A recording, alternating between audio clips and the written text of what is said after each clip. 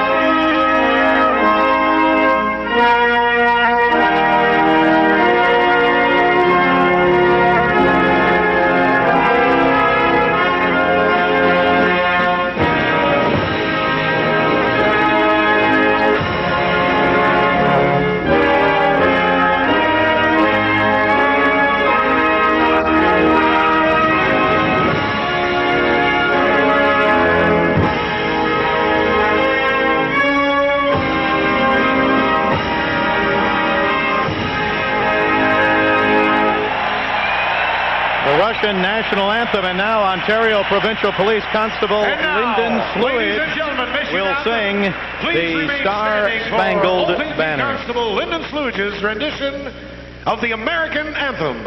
Et maintenant, le constable Sluage vous interprète l'hymne national des États-Unis.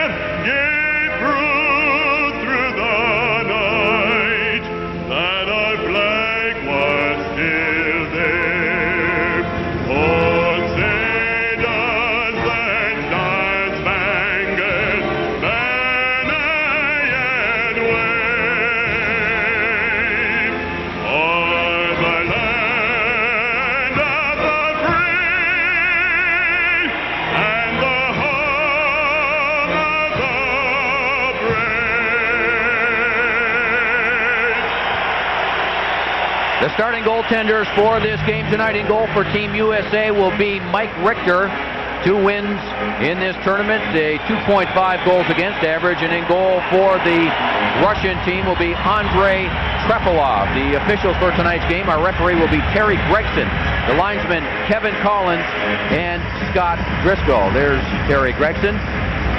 You know, Ron Wilson was saying today, Bob, that he's not going to match lines. Now, he has the home team, which means he gets the last change. Well, the Russians are starting their 2 most dangerous forwards, Sergei Fedorov and Alexander Mogilny. And who does Ron Wilson start?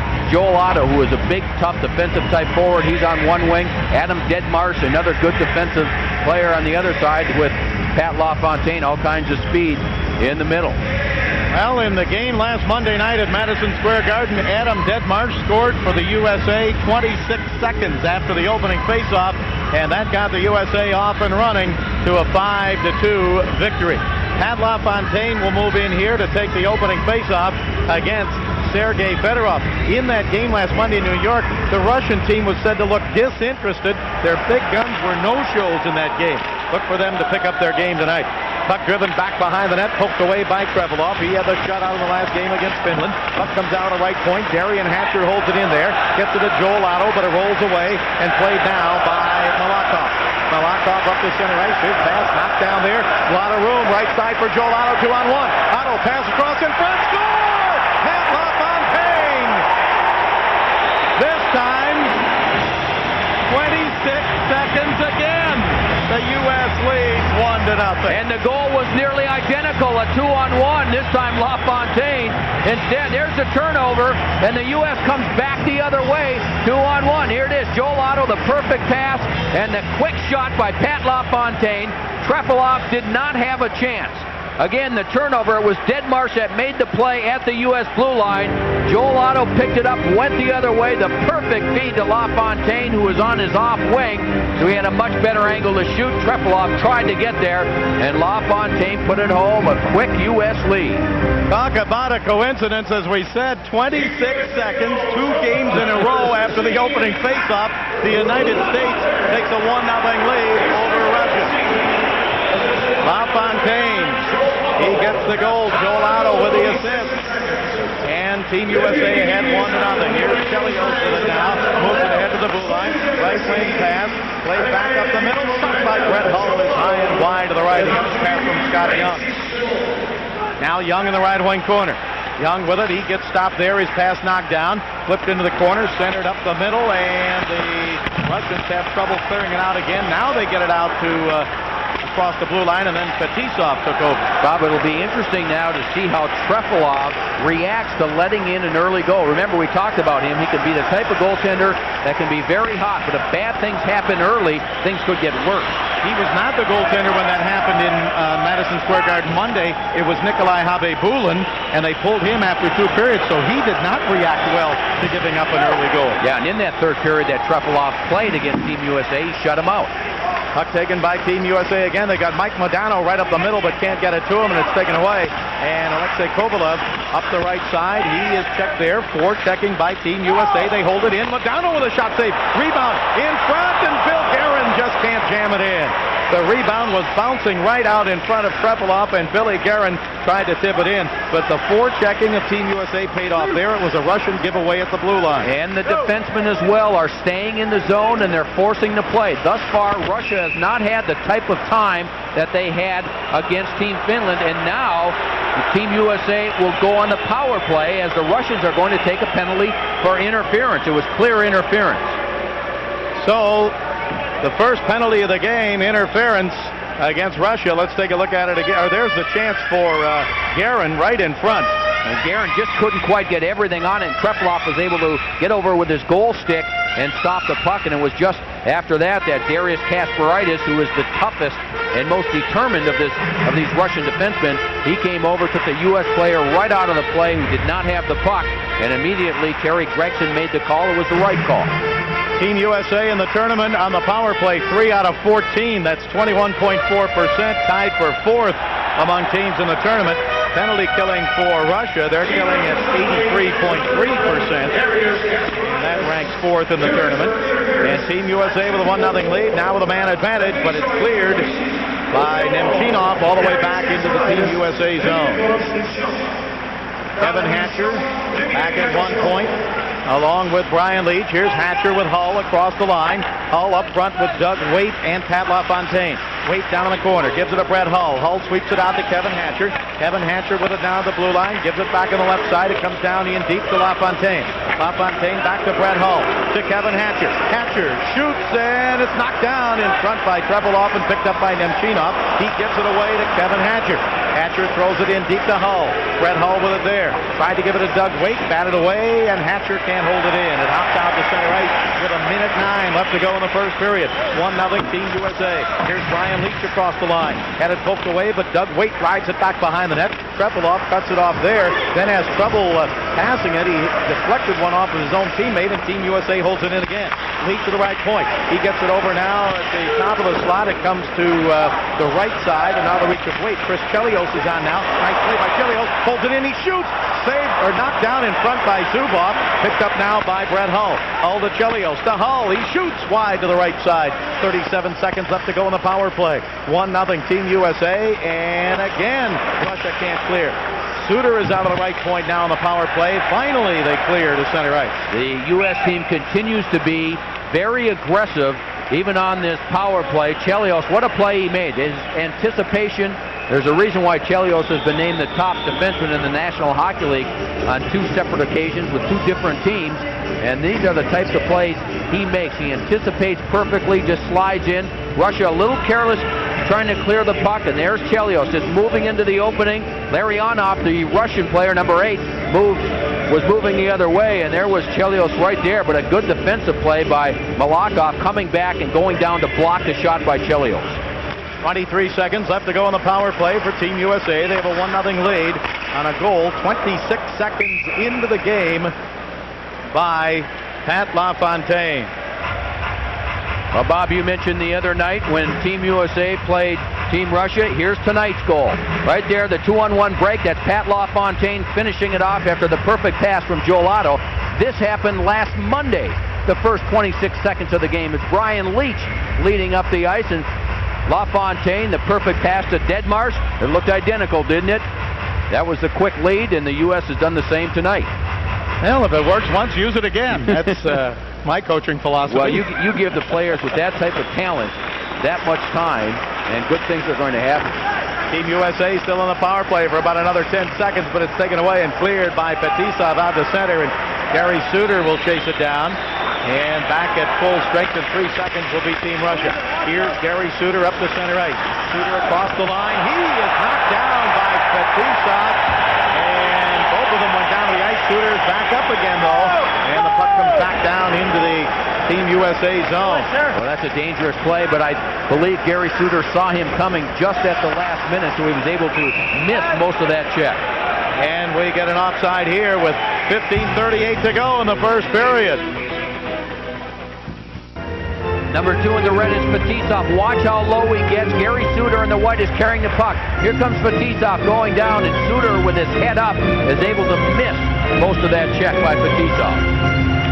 Now Team USA within their own zone. Pass up on the right side. Cleared out to center ice by Tony Amonte. And back in the Russian zone. Russia takes over. Left wing side, Kovalov stopped there as his pass taken away by Kevin Hatcher. Amonte gets it on the left side to Scott Young. Young flips it across the line. He's up front along with Ryan Smolinski. And back to get it is Kasparaitis. Kasparaitis' pass did not connect. There's a shot by Amonte, knocked away by Krepelov. Team Russia has been atrocious so far, handling the puck in their own zone. Well, they haven't had much time. The U.S. team doing exactly what their game plan was, get after Russia and not let them handle the puck. They haven't been able to carry the puck over the blue line yet. Alexei Yashin tried to come to the top of the slot. He was checked there. He's a fan favorite here. He plays for the Ottawa Senators. Puck comes down in deep, taken away there and driven around the boards by Matthew Schneider all the way down into the Team Russia zone, and we get an icing call against Team USA. Team USA coach Ron Wilson was asked before the game tonight who he expects to step forward and have a big game for Team USA. Well, I expect everybody to step forward, but I'm looking for Brett Hull to have a big game. I'm looking for Keith Tkachuk to have a big game, and obviously on defense, I'm hoping that Chris Chelios and Brian Leach are on top of their games. I think we have the leadership in order to be successful tonight if these fellas step forward. Well, Brett Hull has been something in this tournament, nothing but high praise from Ron Wilson and the coaches. As he says, Brett Hull has done everything we have asked him to do. Now Russia trying to hold it in as Malakov's pass comes around to the right side. A battle along the boards as Igor Ulanov is in there. He's a late addition just today to the Russian team. And a collision right at the top of the slot there as Darian Hatcher ran into Sergei Berezin. Berezin has never played in the NHL. He'll be joining the Toronto Maple Leafs camp. He got hit there by Darian Hatcher. 13:58 to go in the first period. 1-0 in favor of Team USA on a goal by Pat LaFontaine, assisted by Joel Otto, 26 seconds into the game. Now it rolls in toward Richter, and he'll move it up on the right side to Scott Young. Young for Team USA's pass taken away. McGillney tried to give it a Fedorov. Down the left side, Fetisov. Fetisov checked by Gary Suter, and the puck is chipped back out to center ice. Chipped out by Brett Hull, who's been playing very well at both ends of the ice and getting high praise for it. Well, he's the second leading scorer in the tournament with 6 points. And as I was mentioning earlier, Ron Wilson just saying great things about him, both offensively and defensively. Pass to Nemchinov, and a save made by Richter. Nemchinov again knocked away by Richter. Nemchinov came down the left side on the first try and got a perfect pass from Mogilny, but Richter got across in front quickly and made the save. Well, Russia has had a couple of chances in the last minute and a half, and what a save by Mike Richter. He said before this game he was going to continue to be aggressive, but he was going to be aware of the cross-ice passes. Here's one right there, and look at his reaction. Tremendous save, just stretching his right leg all the way across. Here he is again, out, but knowing that there's someone coming the other way. Excellent reaction. He gets over there quickly and saves a goal against. Boy, tremendous save by Mike Richter. Face-off outside the blue line, and Igor Larionov on the draw against Modano. Keith Tkachuk is on this line, and Billy Guerin. Tkachuk on the left side, Bill Guerin on the right. Krepelov comes out, trying to drive to the blue line. He did, and standing on it there was Matthew Schneider. Here's a 2-on-1 for Russia. Kovalenko moving in. He shoots wide to the left side. It was a 2-on-1. Kovalenko getting the shot. It went wide. Back comes Keith Tkachuk. He had Slava Kozlov with him, and Kozlov now back in his own zone to clear it to the blue line. So Russia with an outnumbered attack after the puck bounced past Matthew Schneider at the left point. Well, that puck was bouncing. Schneider tried to get it to the net because Trepalov had left the net to shoot the puck, and it was Schneider that came up to play the puck, knowing he had an open net. That's why he took the chance, but it just bounced over his stick. Kasparaitis has lost his helmet. He's going to go to the bench right now for Russia. Here's Slava Kozlov. He is stopped there. Puck is taken on the left side by Leclerc. Trying to give it to Amonte. Tipped away and chased into the right wing corner now by Brian Smolinski. He gets knocked down and a penalty to Russia. A penalty to Russia coming up as Smolinski was interfered with. Interference is the call. Team USA back on the power play. This is Brian Smolinski. Notice he doesn't have the puck. He's going after it. That's Malakov, the Russian defenseman, that sticks his skate out and trips down Smolinski. He'll go off, and the U.S. will have their second power play of this game. It's 1-0 in favor of Team USA. The crowd here didn't like that call against Russia. They almost kind of a pro-Russia crowd here in Canada tonight. The winner tonight will meet Team Canada in the best 2 out of 3 finals in the World Cup. It starts Tuesday night. What a game last night. Canada winning in overtime against Sweden near the end of the second overtime. 13 seconds left. Actually, a few ticks under 13. Waite throws it in front, but LaFontaine sent it into the corner to Hull. Now to LaFontaine. LaFontaine back over to Doug Waite. Waite left side, trying to give it to LaFontaine. LaFontaine is stopped there, and it is cleared out the center with 1:28 left to go on this power play. The Russians have done a good job killing penalties thus far in this game because they are putting pressure on the U.S. They're not letting them set up. The U.S. would like to have enough time to set up and get Brett Hull the puck, who is in the slot and has that tremendous shot, but Russia is not allowing them to do that. Right there was Andrei Nikolishin, who took a run at Leach. Here is Brett Hull down the right side. Passes behind his back over to Leach. Leach tumbles down hard along the boards as he got knocked down by Zelepukin. Here on the left side, moving in, Zelepukin shooting it, deflected off a skate in front. Valery Zelepukin had his shot hit the skate of Kevin Hatcher. Puck comes back into the Team Russia zone. U.S. leading 1-0. We have 10:48 to go in the first period. That's a tremendous block by Kevin Hatcher going down on that play. Russia comes back shorthanded, 3-on-2. Kachuk throws it down in deep. Now it comes around to Mike Modano. Modano had his pass knocked away by Fedorov. Now played to the blue line, but held in by Gary Suter with a drive and a save by Trepalov. And a puck loose behind him, but the whistle blew, and quite a collision there in front of Trepalov. Well, Trepalov is very good with his catching hand. He likes to try and catch everything, and it doesn't matter what side of the body it's on. He'll reach for it with the glove, and that time, as Kachuk was in front, he noticed his defenseman taking the shot, so he went right to the front of the net, doing the right thing. Here's what happened on the play where Russia had the break. That was Brian Leach coming in, and Zelepukin went down to try and knock the puck out. That tripped up Brian Leach, who was beaten to the puck, and that allowed Russia to come down 3-on-2, and it was, again, Kevin Hatcher that came up with a marvelous block of the Russian opportunity. 28 seconds left to go on the Team USA power play. Face-off controlled by the Russians and cleared the length of the ice. Russia in the tournament, 2 wins and 2 defeats. Before we got into the playoff round, they were defeated by Team Canada and by Team USA. Now at center ice, Fetisov's pass goes to Larionov. 6 seconds left to go in the power play for Team USA. Russia will be able to kill it. 1 second left, and out of the penalty box is Vladimir Malakov, and back at full strength, Team Russia. Up comes to Keith Kachuk. Kachuk, he'll play for the Phoenix Coyotes this year, goes in front and just tipped away from Leclerc, and we have a penalty coming up.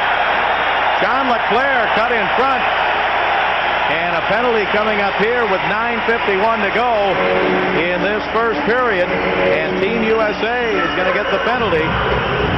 Well, John Leclerc made an excellent move. John Leclerc, big and strong, and he goes to the net and just loses the puck.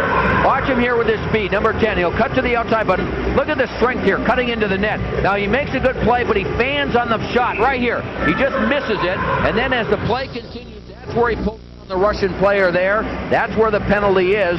So John Leclerc will go off, and Russia will have their first power play. Here it is again. Good move. You can see Trepalov, as Brian Hayward talked about,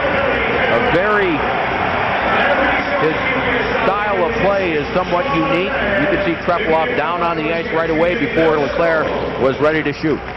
Now Team Russia on their first power play of the night. They're 4 out of 17.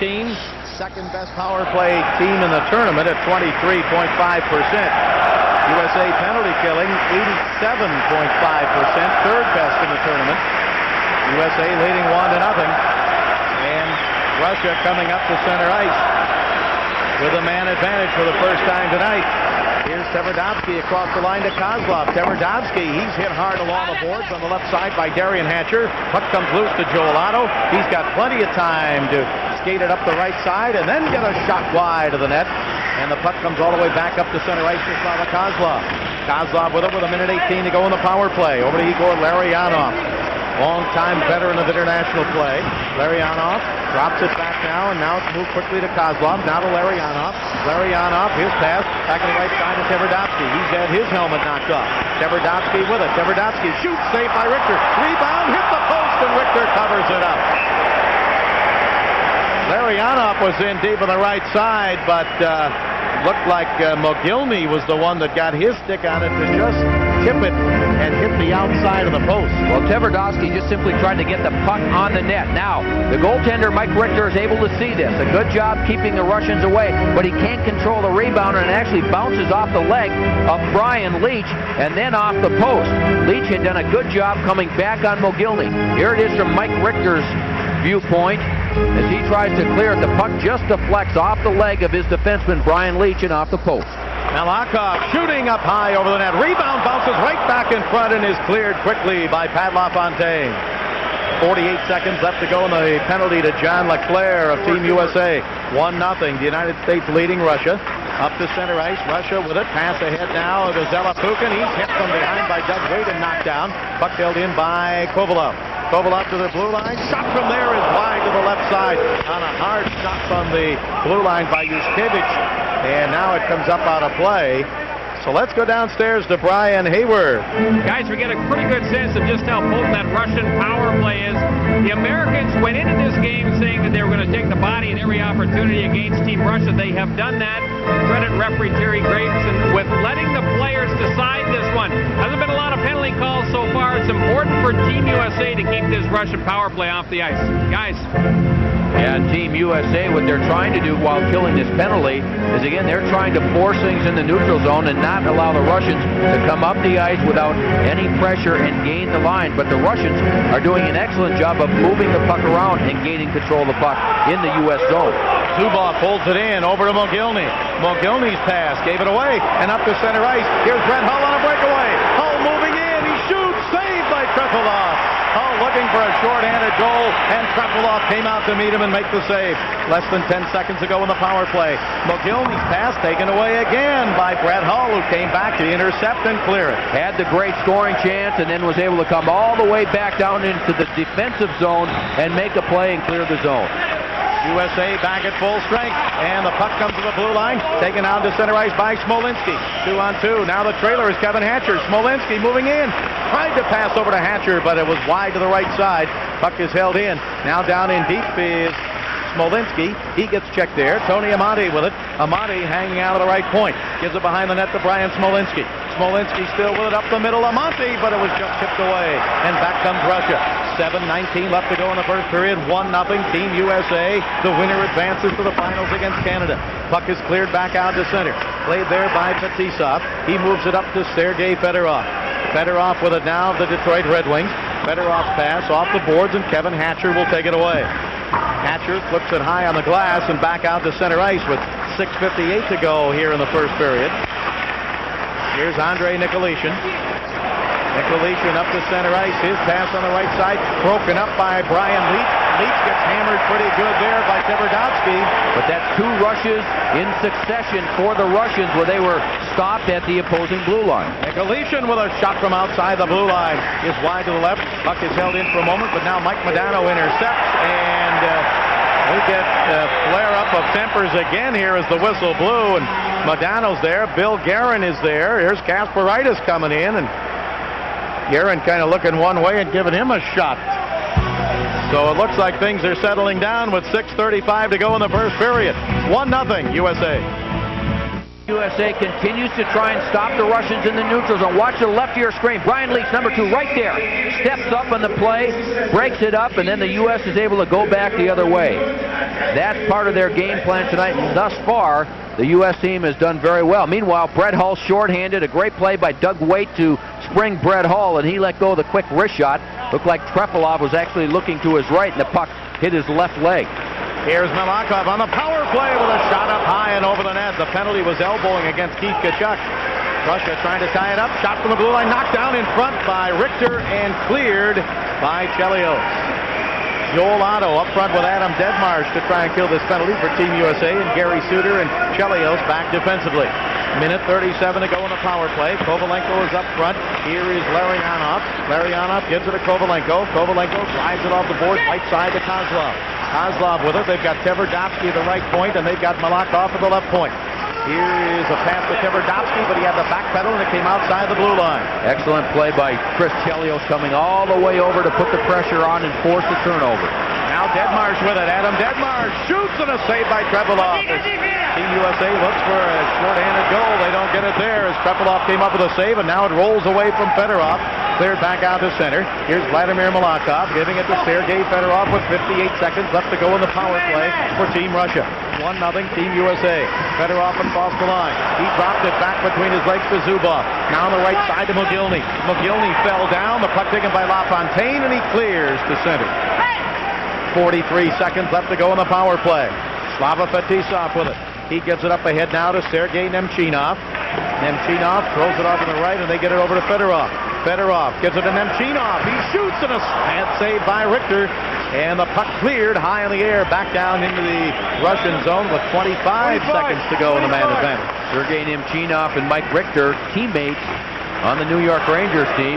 Who got the advantage there? Nemchinov knew where he tried to beat Richter. Richter probably knew where he was shooting. You've seen that shot a few times in practice, I would imagine. 4:44 to go in the first period. Only 8 seconds left to go in this power play. Here's a 2-on-1 Mogilny. Mogilny's pass on the right side, hopped over the stick of Yashin. Alexei Yashin coming down the right side, had the puck bounce over his stick. He's got it again. Shoots, and a save by Richter through traffic. Mogilny was right in front of the net. Puck taken by Team USA and cleared to center. Oleg Tverdovsky back quickly to get it. Tverdovsky's pass up to center ice. Team USA back at full strength. Here's Chris Chelios, born in Chicago, Illinois. Went to high school there. Clears it across the red line, and it's picked up now by Kovalov.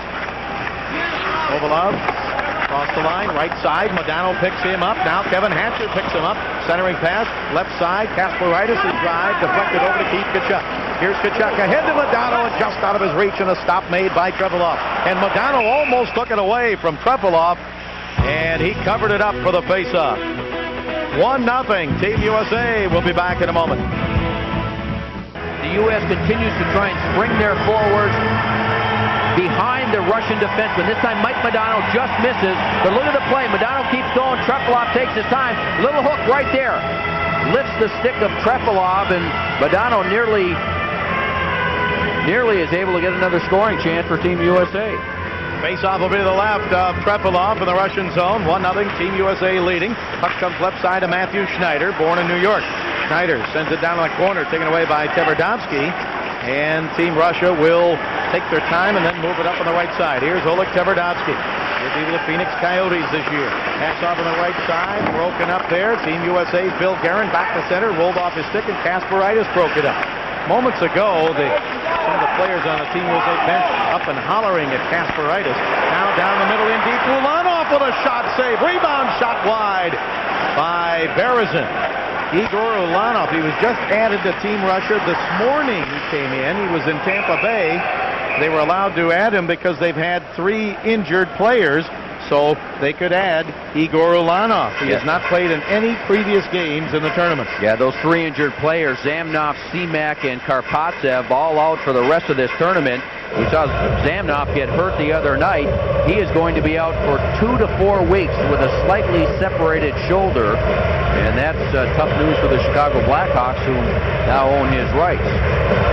But they say no surgery contemplated because of that separated shoulder. For Alexei Zamnov, he got hit by Sami Kapanen in the game against Finland a couple of nights ago. Puck comes up along the boards, left side, and Slava Kozlov bats at it there.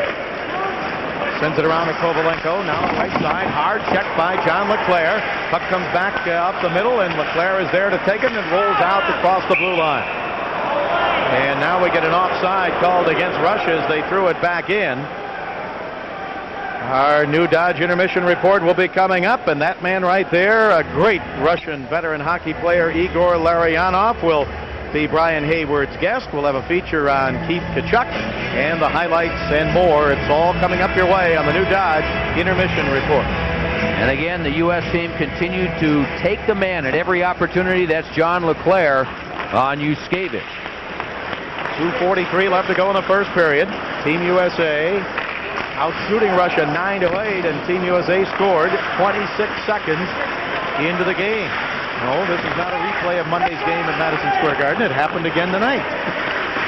LaFontaine getting the goal, and the only one so far. Here's Smolinski. He tried to roll it in front, but he intercepted and cleared by Kozlov. Up the center ice to Kovalenko. Kovalenko left side. He is checked down in deep in the corner by Brian Leak. Larionov in to help out. They battle there. Leak slapping at it. He gets some help from Tony Amonte. Now Amonte throws another check, and out to center comes Smolinski. Ryan Smolinski with John LeClaire. Smolinski in the middle. Tried to go to the backhand, and Yushkevich made a nice play. Stayed right with him, right in front of the net. Russia clears it up to center ice. Tipped away there by Brett Hull, who's just jumped onto the ice with 1:48 to go in the first period.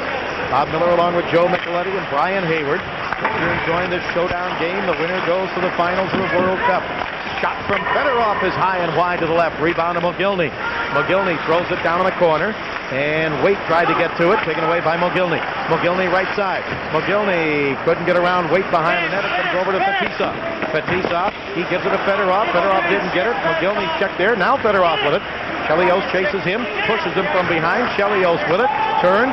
Can't clear yet. Fetisov pinches in. Puck is held in. And Fedorov still with it. Into Nemchinov. Nemchinov tried to throw it in front. It was up high. Came through left side to Zubov. Zubov's pass taken away by Chelios, and Team USA will clear.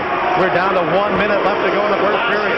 Brett Hull shoots, and a save by Trepilov. Brett Hull along the boards, and Trepilov did the splits and reached out for the glove save. Tremendous glove save by Trepilov. The Russians had the puck in the zone. Finally, the U.S. able to clear it, and this is Hall off the off wing.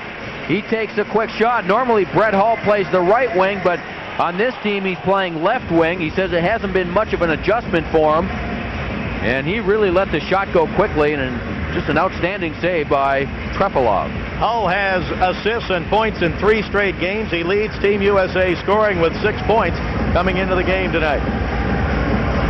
Faceoff will be to the right of the goaltender Trepilov. The crowd here booing Brett Hull because he's born in Canada, but he said, they told me I wasn't good enough years ago to play with Team Canada. I will never play for them again. He said, I will play for Team USA. So the crowd here is a little upset over that. People in U.S. are cheering. Yeah. Boy, he gets that shot away quick, and he had a lot on that one. From the blue line, a shot wide to the left side and played now in deep as Kovalev got the shot, but it's picked up by Matthew Schneider. Schneider gets it to Adam Deadmarsh. Deadmarsh of the Colorado Avalanche. In deep and sprawling was Trepilov to tip it away. And a penalty called here. We get a penalty called, I believe, behind the play. We're going to get a slashing call with 30 and 2/10 seconds left to go here in this first period. Team Russia not happy about this as Zelapukin goes to the penalty box. Look at him. Yeah, Zelapukin screaming at the referee Terry Gregson, and this happened behind the play.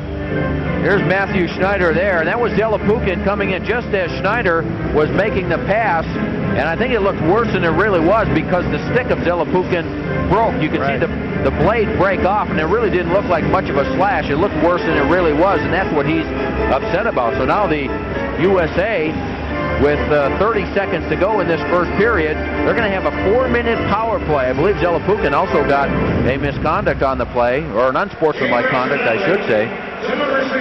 Well, he got up, as you can see, and hollered at the referee, Terry Gregson. And that's exactly what he gets. 2 for slashing, 2 for unsportsmanlike conduct. And this pro-Russian crowd here in Canada Have to set up some checkpoints at the border from now on, I guess. Not happy here. Bob, we talked at the start of the game about Trepalov. If he let in an early goal, how would he respond? He's responded very well. He's made some very good saves in this first period. Here's Kovalenko ready on the draw with Keith Tkachuk. And off the faceoff, Brett Hull with it. Hull to the blue line to Leach. Leach hanging on with only 20 seconds left to go in the period. Puck comes over to Kevin Hatcher. Hatcher right side.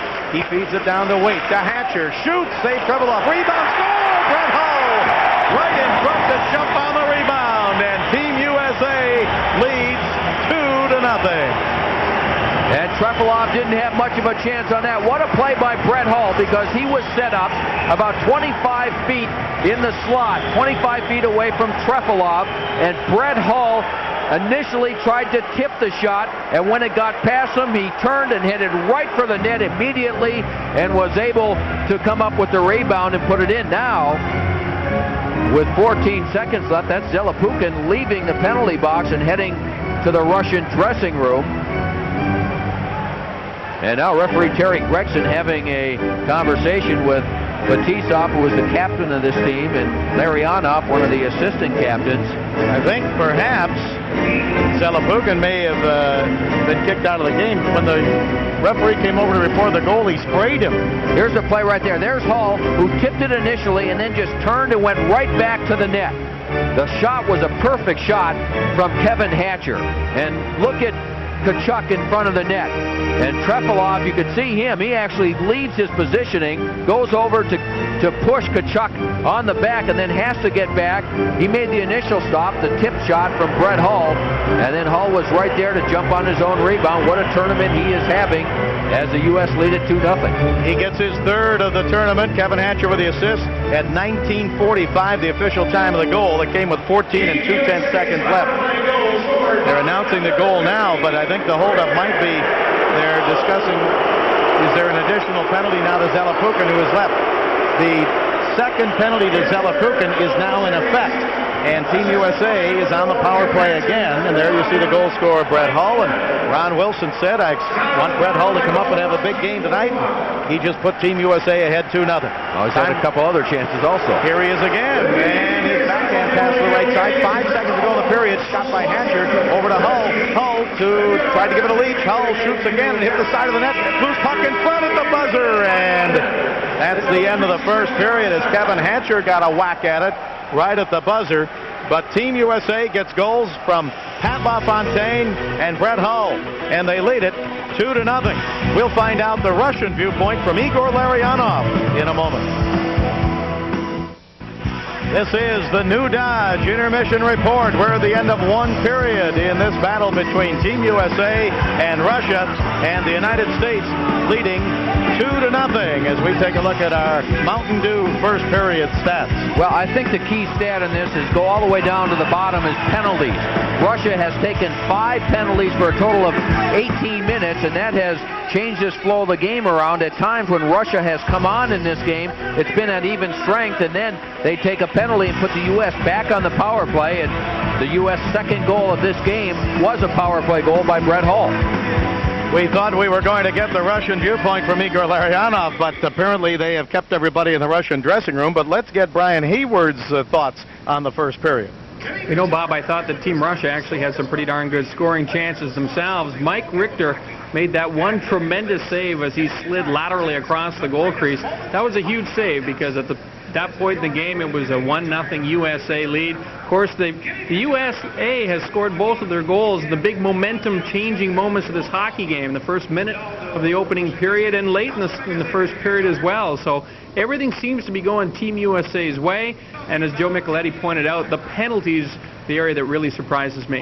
Brian, can you get any feeling down there? Have they not allowed anyone out of the Russian locker room? I mean, are they upset over this first period? I think they're very upset about the way it was officiated. They're very concerned about that last penalty to Zelepukin. Really, it looked to me on the replay that it was stick-to-stick contact, but as Joe pointed out, when the stick broke, up went the arm of referee Terry Gregson. And anytime you get a questionable call go against you like that, and then on the ensuing power play a goal is scored against you, the teams rightfully are pretty upset.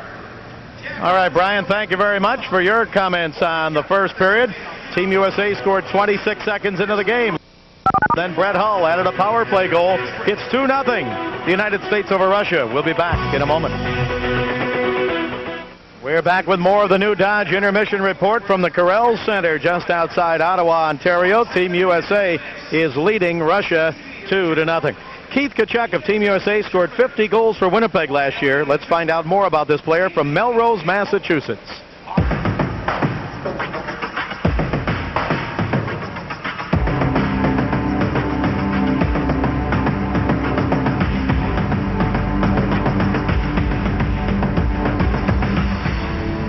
Probably in the United States, I think Boston was probably one of the best places to go out and play hockey. You know, there wasn't that many places you can actually go and play in the United States, but fortunately enough, I grew up in a place in Boston where there was a lot of hockey rinks, and hockey was uprising, and then, you know, fortunately, my parents got me into it, and, you know, ever since that, it just took off.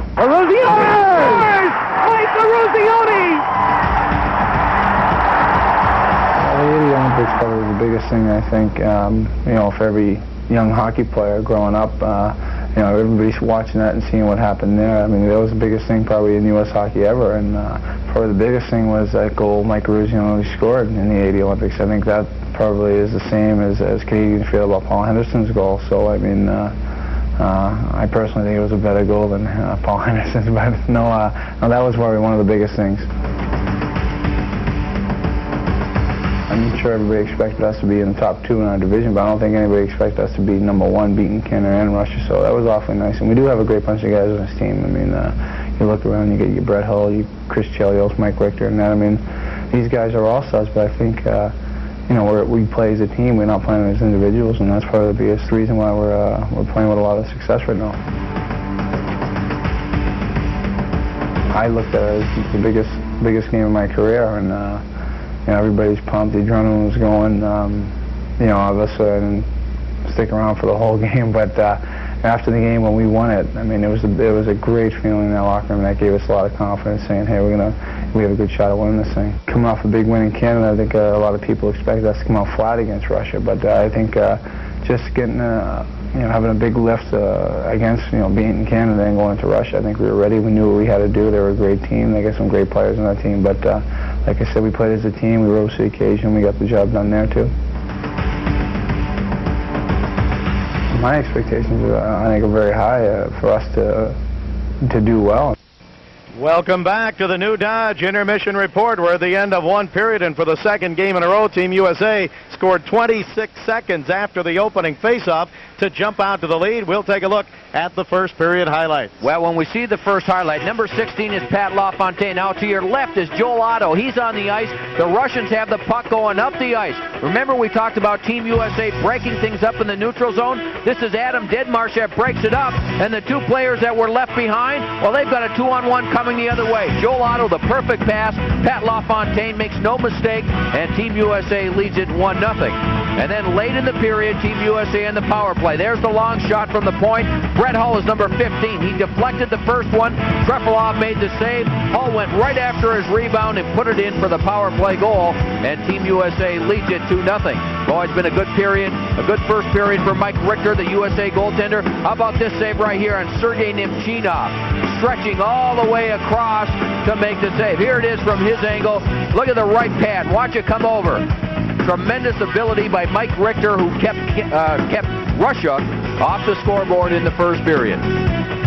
So as Doug and Murray Wilson look on, two former NHL stars, it's 2-0 here in Ottawa. We'll be right back. Back with more of the New Dodge Intermission Report. Team USA jumping out to a 2-0 lead over Russia at the end of one period, with a winner going on to meet Team Canada in the best 2 out of 3 finals for the World Cup, which start on Tuesday night in Philadelphia. So over 18,000 fans here tonight, and let's go back down to one of them at ice side. That's Brian Hayward. Paul, I want to get your thoughts on that first period. Well, I thought the Russians really carried the play a little bit to us. We're fortunate to come away with a 2-0 lead. They did a good job of forcing us. We have to have better support all over the ice. We've got to use the boards when necessary. You know, the team strategy going into tonight's game was to play really physical against them. Does that change at all now that you've got the 2-goal lead? No, not at all. That's one of our strengths is to get the puck in deep and get after. We've got some bigger guys that like the forecheck. We've got to do that a little bit better this period. All right, Paul. Good luck. Thanks, Brian. All right, guys. Back up to you.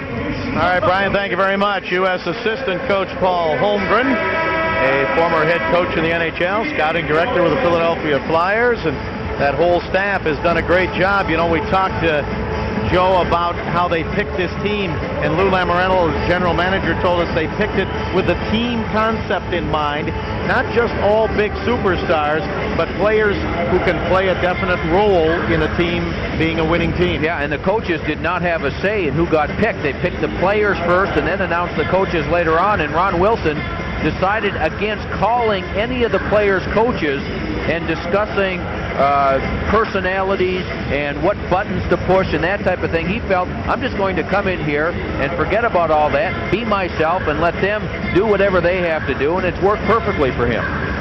Valery Zelepukin of the Russian team did get a 10-minute misconduct, not a game misconduct, but a 10-minute misconduct. That came after he got a double minor, and then he was upset when Brett Hull scored and apparently squirted with a water bottle, the referee, and got a 10-minute misconduct. So the U.S. will start this second period up by a couple of goals and on the power play. They've got 1:42 right now left with a man advantage. Here's Fetisov with it. He slaps it the length of the ice. And it'll be stopped back behind the net by Richter, and he leaves it for Brian Leach.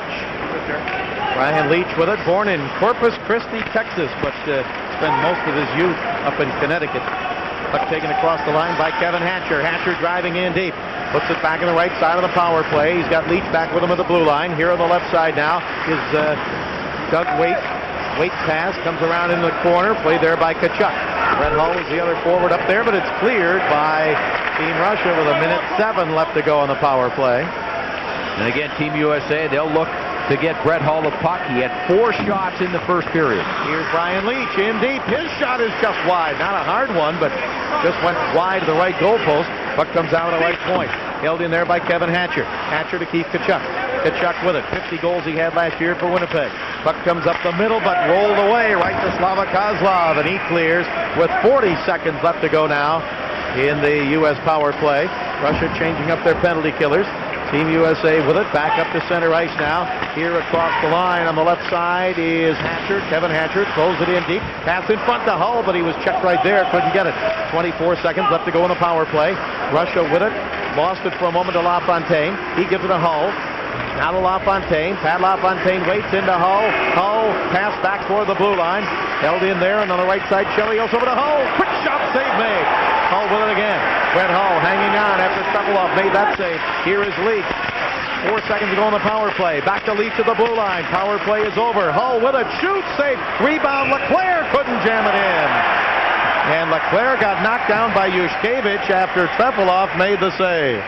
And Brett Hull again with a couple of chances for Team USA. Andrei Trepilov able to come up with a couple of pretty good saves. Brett Hull wasn't at a great angle to shoot, but he was able to get the shot off so quickly.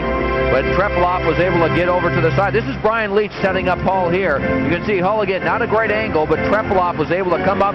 He leans up right against that post, and then there's big John Leclerc in front. He's big, he's strong, he's difficult to move, and he was right there on the rebound, but Trepilov able to cover up. Look at Brett Hull over on the bench as the face-off in the Russian zone.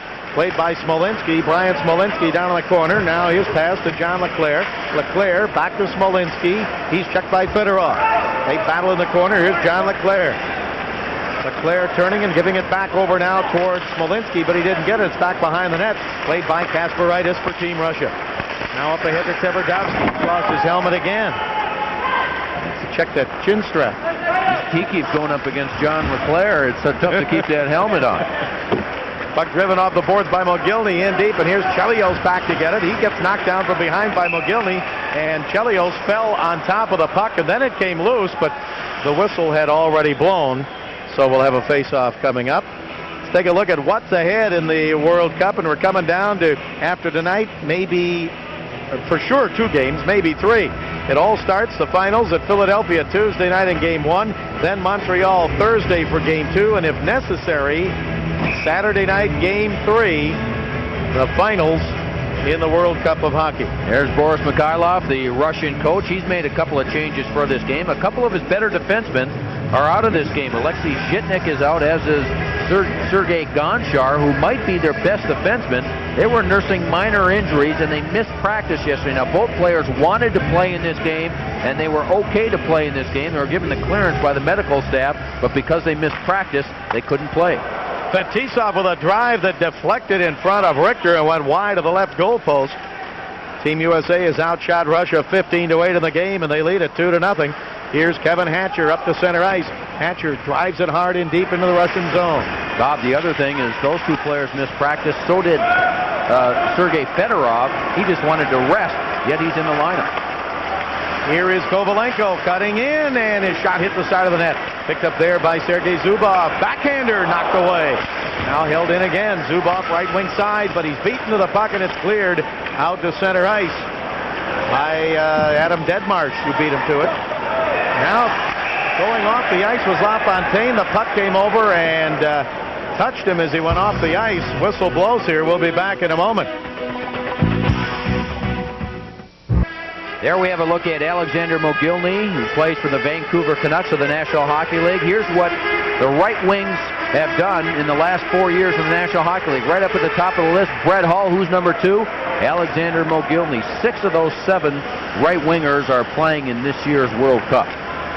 Well, a great preview of the Olympics in 2 years, when the NHL is going to shut down and all of these great players are going to play for their country in the Olympics. And we're getting a glimpse right now of the kind of competition you're going to see. Here's Alexei Yashin to center. He gives it to Berezin. Berezin down the middle, now in front. Kovalev turns, just couldn't handle it in time to get the shot off. He gets checked there by Bill Guerin. Puck rolls loose. Here's Guerin up to center ice. Guerin got it from Modano. Now on the right side, back to Modano. His pass in front, just out of the reach of Tkachuk. He got leveled from behind. Tkachuk did. Puck taken by Leach. Now to Tkachuk. Keith Tkachuk left side. His pass in front, knocked down. Tkachuk goes down again. Puck to the blue line to Leach. Leach waits, shoots, save. Rebound up the middle and in the air. And now a penalty coming up against Team USA. Delayed call. Here's Kovalov across the line. Drops it back. Is shot by Yashin and a save by Richter. Well, Team USA is going to get a high sticking penalty. Meanwhile, what a play by Mike Modano, coming back on Kovalov and not allowing him to take the shot. Here it is here. Coming all the way back. Modano, there he is, number 9. He'll come across. He'll make the play defensively, and then he ends up with the puck and nearly scores down at the other end. That's the type of team defense and team commitment that Coach Ron Wilson has been talking to his team about. Ron Wilson said the easiest part is the physical play. Getting them to play like a team is another matter. Well, and then you saw the high sticks there on Yushkevich of the Russians, and that's Keith Tkachuk that's going to get the high sticking penalty. So Russia, trailing by a couple of goals, will get an opportunity on the power play. 2-0 in favor of Team USA. 15:44 to go in the second period. Puck is taken by Chris Chelios. He's trying to get away from Mogilny, and he drives it out to the blue line of Russia. Zubov with it there. He gives it to Nemchinov. Russia on the power play. Fetisov, his pass out of the reach of Mogilny. Puck comes in deep, and Richter will play it there. Gary Suter stayed right with Mogilny, but Team USA doesn't clear it. Here's Sergei Fedorov. Fedorov on the left side, back to the right point to Zubov. Zubov sends it to Fetisov. Now on the left side again, Fedorov to Mogilny. Mogilny waits, fanned on a pass, now gets it over to Fedorov. He had to play it off the boards. Back to the blue line. It comes to Zubov to the right point. Zubov to Fetisov. Fetisov, his shot blocked by Joel Otto out to center ice. Back to get it is Fedorov on the power play for Russia for another minute 12. Zubov rolls it down the right side. Tipped in deep, played by Fedorov. He gets it over to Mogilny. Alexander Mogilny to the blue line to Zubov to Mogilny. Over to Fetisov. He waits with Otto right in front of him. Now into Nemchinov. He's chased by Chelios. Into the corner goes Gary Suter for the USA, and he clears out to center ice. Excellent puck movement by the Russians. They were able to control it, but as you notice, the puck was always on the outside. They weren't able to get the puck inside and get a good shot on Mike Richter. 41 seconds left to go on the power play for Russia. 2-0. U.S. leading here in the second period. Here across or to the blue line is Zubov to Kozlov. Kozlov drives it hard back behind the net and in the corner to Kovalenko. He is checked there by Darian Hatcher. Hatcher and Kovalenko. Hatcher Hatcher pushing at Kovalenko. He's trying to hold Hatcher off. Puck comes loose. Here is Larionov spinning around. He gets checked there. Larionov still with it. Chased by LaFontaine. Larionov in the corner with 14 seconds to go in the power play. To the blue line to Zubov. Zubov to the right side. Under 10 seconds left in the power play. Larionov can't jam it in. Knocked away by LaFontaine. Under 5 seconds to go in the power play. Kozlov's pass tipped away behind the net by Leach, and the Team USA is back at full strength. And we're going to get another penalty here called against Team USA. They just killed this one off as Russia had good puck movement but very few shots at Richter. And now Team USA takes an interference penalty. You could see the call by Terry Gregson. And Larionov tried to just bring the puck out in front and jam it in. There's Pat LaFontaine. Now he's the forward up high, and you can see him when the puck goes down deep. Look what LaFontaine does. Goes all the way to the net. That was Larionov trying to cut back in front, but LaFontaine, the forward, came all the way back to the net defensively and made a good play. Well, there's Pat LaFontaine. He got the scoring started tonight 26 seconds after the opening faceoff, but now he's... Well, the penalty, Scott Young is in the penalty box, for Team USA. And the puck is taken by Chelios. Chelios will not be able to clear, held in by Kovalov. Kovalov, up the middle it goes now to Tverdovsky, the right point. Back to Kovalov. Kovalov still with it. His pass down along the right side. Played there by Nikolishин. Sends it over to Malakov. Up the middle, Tverdovsky. His shot blocked at the blue line by Joel Otto. And still the U.S. unable to clear, and now Otto down on top of the puck along with Tverdovsky. Well, Chelios didn't get much of a rest. He killed off most of the last penalty that Team USA had. There was a slight delay as Scott Young was skating to the penalty box, and Chelios had come right back on the ice to kill off the second one. Now we get a break. I'm not sure there's a player in the National Hockey League that has better stamina than Chris Chelios. He's the type of player that can play 35, 40 minutes a game, never seems to get tired, and plays at a very high level. Won 3 Norris trophies as the best defenseman in the NHL, including last season. 13:05 left to go here in the second period. 2-0 in favor of Team USA.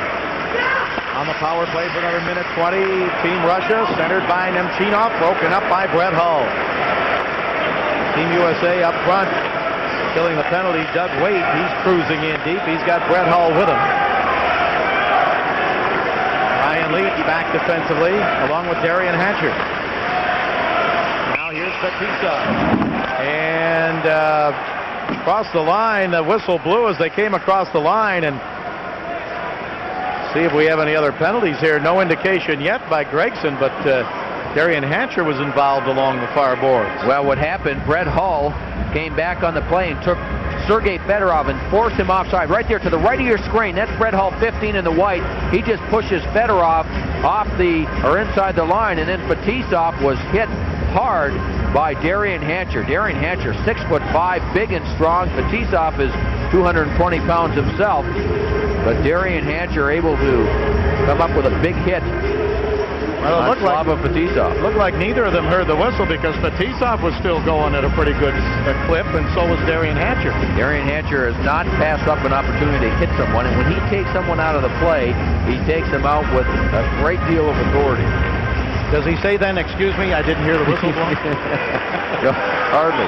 Darian Hatcher is one of those underrated defensemen, and he plays with a real mean streak. Here's Joel Otto with a shot and a save by Trepalov, and Joel Otto got it right in the slot, and Trepalov came up with that stop, and he hangs on. It was centered to him by Pat LaFontaine, who took the puck away in the Russian zone. Now Joel Otto, one of the best penalty killers in the National Hockey League throughout his career. Big, strong, very good on faceoffs. Now entering tonight's game, we'll take a look at the leading scorers in this year's World Cup hockey tournament. Matt Sundin, his team was eliminated last night by Canada, finished with 7 points. Sergei Fedorov, Brett Hull, you see there, had 6 points coming into this game, and he's added a goal tonight. Joel Otto on the draw. He was born in Elk River, Minnesota. Spent 4 years at Bemidji State. Taken now by Russian moved up ahead on the left side by Igor Ulanov, but broken up by Gary Suter. 30 seconds left to go in the power play for Russia. USA takes it away in deep. It was Pat LaFontaine jumping on it again, but his centering pass tipped away and out to center ice where Gary Suter drives it back in. 17 seconds left to go on the Team USA penalty. Scott Young in the penalty box. Up to center ice, Andrei Kovalenko. Kovalenko across the line, checked there. Less than 10 seconds to go in the power play. Now Russia in deep. They had Kozlov in deep and then tried to get it back to the top of the slot. And it didn't connect with anyone, and the penalty is over. Team USA back at full strength. Here's Igor Larionov. Larionov gives it to Kovalov. Kovalov driving right side, goes behind the net. Suter on top of him, centers it out in front. Broken up there. Held in by Kasparaitis. Kasparaitis left side. He tried to center it. It hit a skate. Played now by Matthew Schneider, and he banks it off the boards to center. 2-0, Team USA leading. Goals by LaFontaine from Otto and Deadmarsh, and Brett Hull from Kevin Hatcher and Mike Modano. Schneider with it, clears it up towards center ice. And here comes Doug Waite. Waite across the line, drops it to Matthew Schneider, but his pass tipped away. 3-on-1 for Russia. Right side, Berezin. Berezin moving in, shoots, he hit the goalpost. Yashin shoots. Now the red light went on. It came out in a hurry. Russia apparently has scored. I thought he hit the post, but the light came on. You know, I think it came in and out of the net so quickly that even the goal judge had some trouble turning the light on initially. Berezin had a 3-on-1 and elected to take the shot and let it go. Here it is again. Berezin, 3-on-1, takes the shot. Oh, you could see what happened. It actually hit the left goal post first, then went inside the net to the other side and back out quickly. They're going to review it right now. Yeah, they're going to review it again, but it looked like the other replay we had, the first one, it looked like it hit the left post, if you're Mike Richter, off the post, and then up inside and out quickly. Here's a shot again by Berezin. Tough to see from that angle. And then Mike Richter was able to cover up. And they're going to count it. It did go in. It went off the post and then in. And Sergei Berezin has pulled Team Russia to within a goal. They trail 2-1. And a big roar from the pro-Russian crowd here in Ottawa, Ontario. Russia had a couple of chances with 2 consecutive power plays, and that didn't let them slow them down. Even though they didn't score, they come right back on the U.S. giveaway. Matthew Schneider tried to move up with the play, lost the puck, and that allowed Russia to come back 3-on-1 and score. Now Team USA with it. Smolinski with a shot deflected wide. Picked up by John LeClaire. To Smolinski behind the net. Smolinski up the middle. Tony Amonte. Backhander. Looked like it was knocked down by Treveloff, and as he sprawled in front of the net, now it is cleared up ahead to McGillney, but off his skate. Now Russia with it again. Pass ahead to Nemchinov. He gets stopped as he came across the line. Tony Amati back to get it. Moves it quickly up the left side. 10:07 left to go here in the second period. 2-1 now. Team USA leading by 1 after the goal by Berezin. Pass in front. Shot, score! Right in front of the net. It came to Tony Amati. And Team USA leads 3-1. Well, give John LeClaire a lot of credit for just simply going to the net. On the play, Brian Smolinski, he just threw it from the far boards towards the net. And John LeClaire, we mentioned his size, he's tough to defend against. He'll just go to the net. The puck will end up ricocheting, I believe, off him, and then onto the stick of Tony Amati. There's the play right there. And the puck deflects. That's LeClaire going to the net. Ends up right on the stick of Amante. 10 is LeClaire. Watch him go to the net. The puck is actually deflected first by Amante, then off the Russian defenseman skate Zubov. And then Amante put it in with the goaltender Trepalov going to the left. Amante came right across the net and put it into the empty side, and U.S. has regained their 2-goal lead. Ryan Smolinski gets an assist. The time of the goal by Tony Amati at 10:01, and Team USA regains that 2-goal lead. How many times have you heard coaches say, if you don't have a play, throw the puck to the net and get someone going, and that's exactly what happened and ends up in the net. So less than a minute after Berezin scored on the 3-on-1 break for Russia, Amati comes back, makes it 3-1 Team USA. 9:29 left to go here in this second period. Here's Mike Modano with a shot and a save by Trepalov. down on his knees in the crease, and we'll be back in a moment.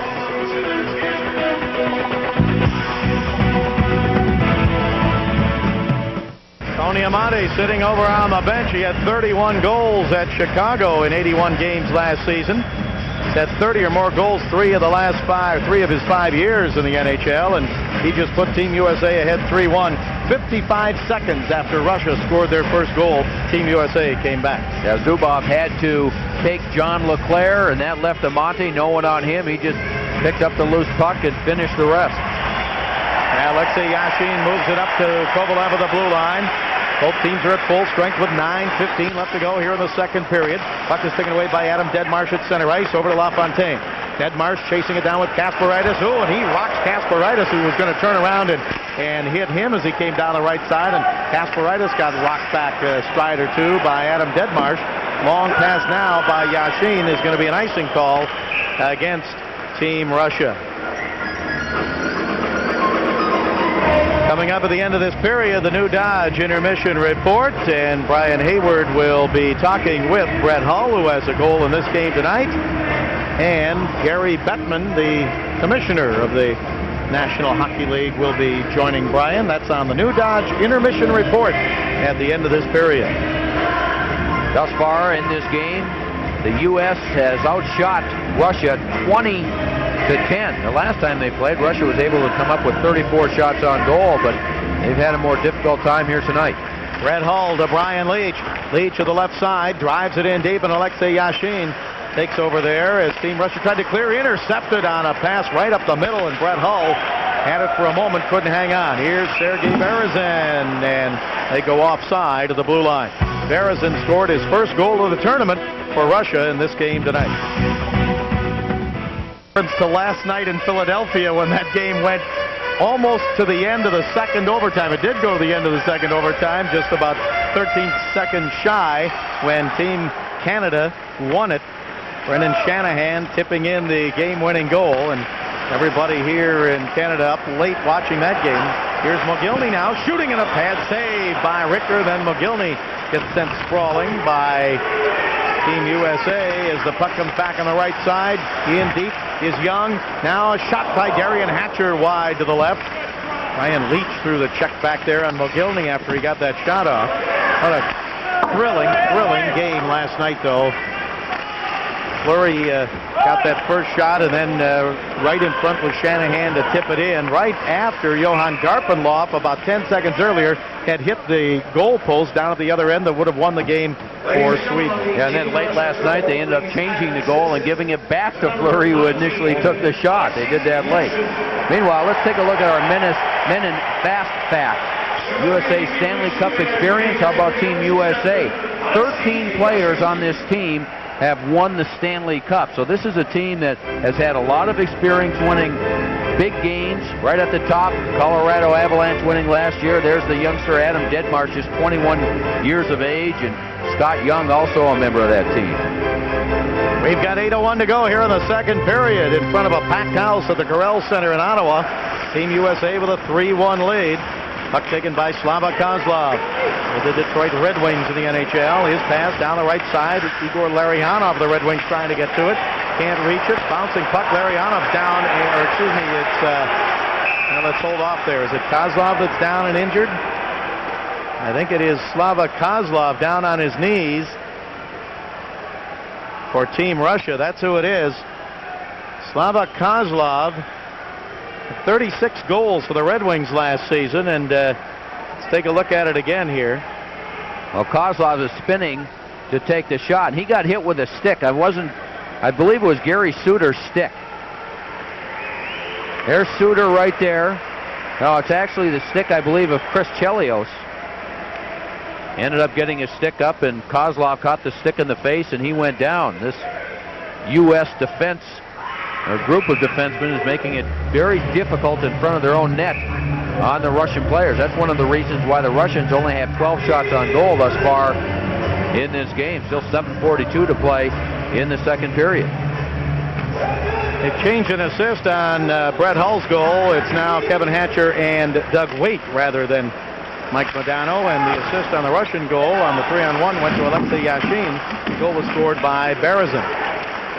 They have just made those announcements with 7:27 to go in the second period.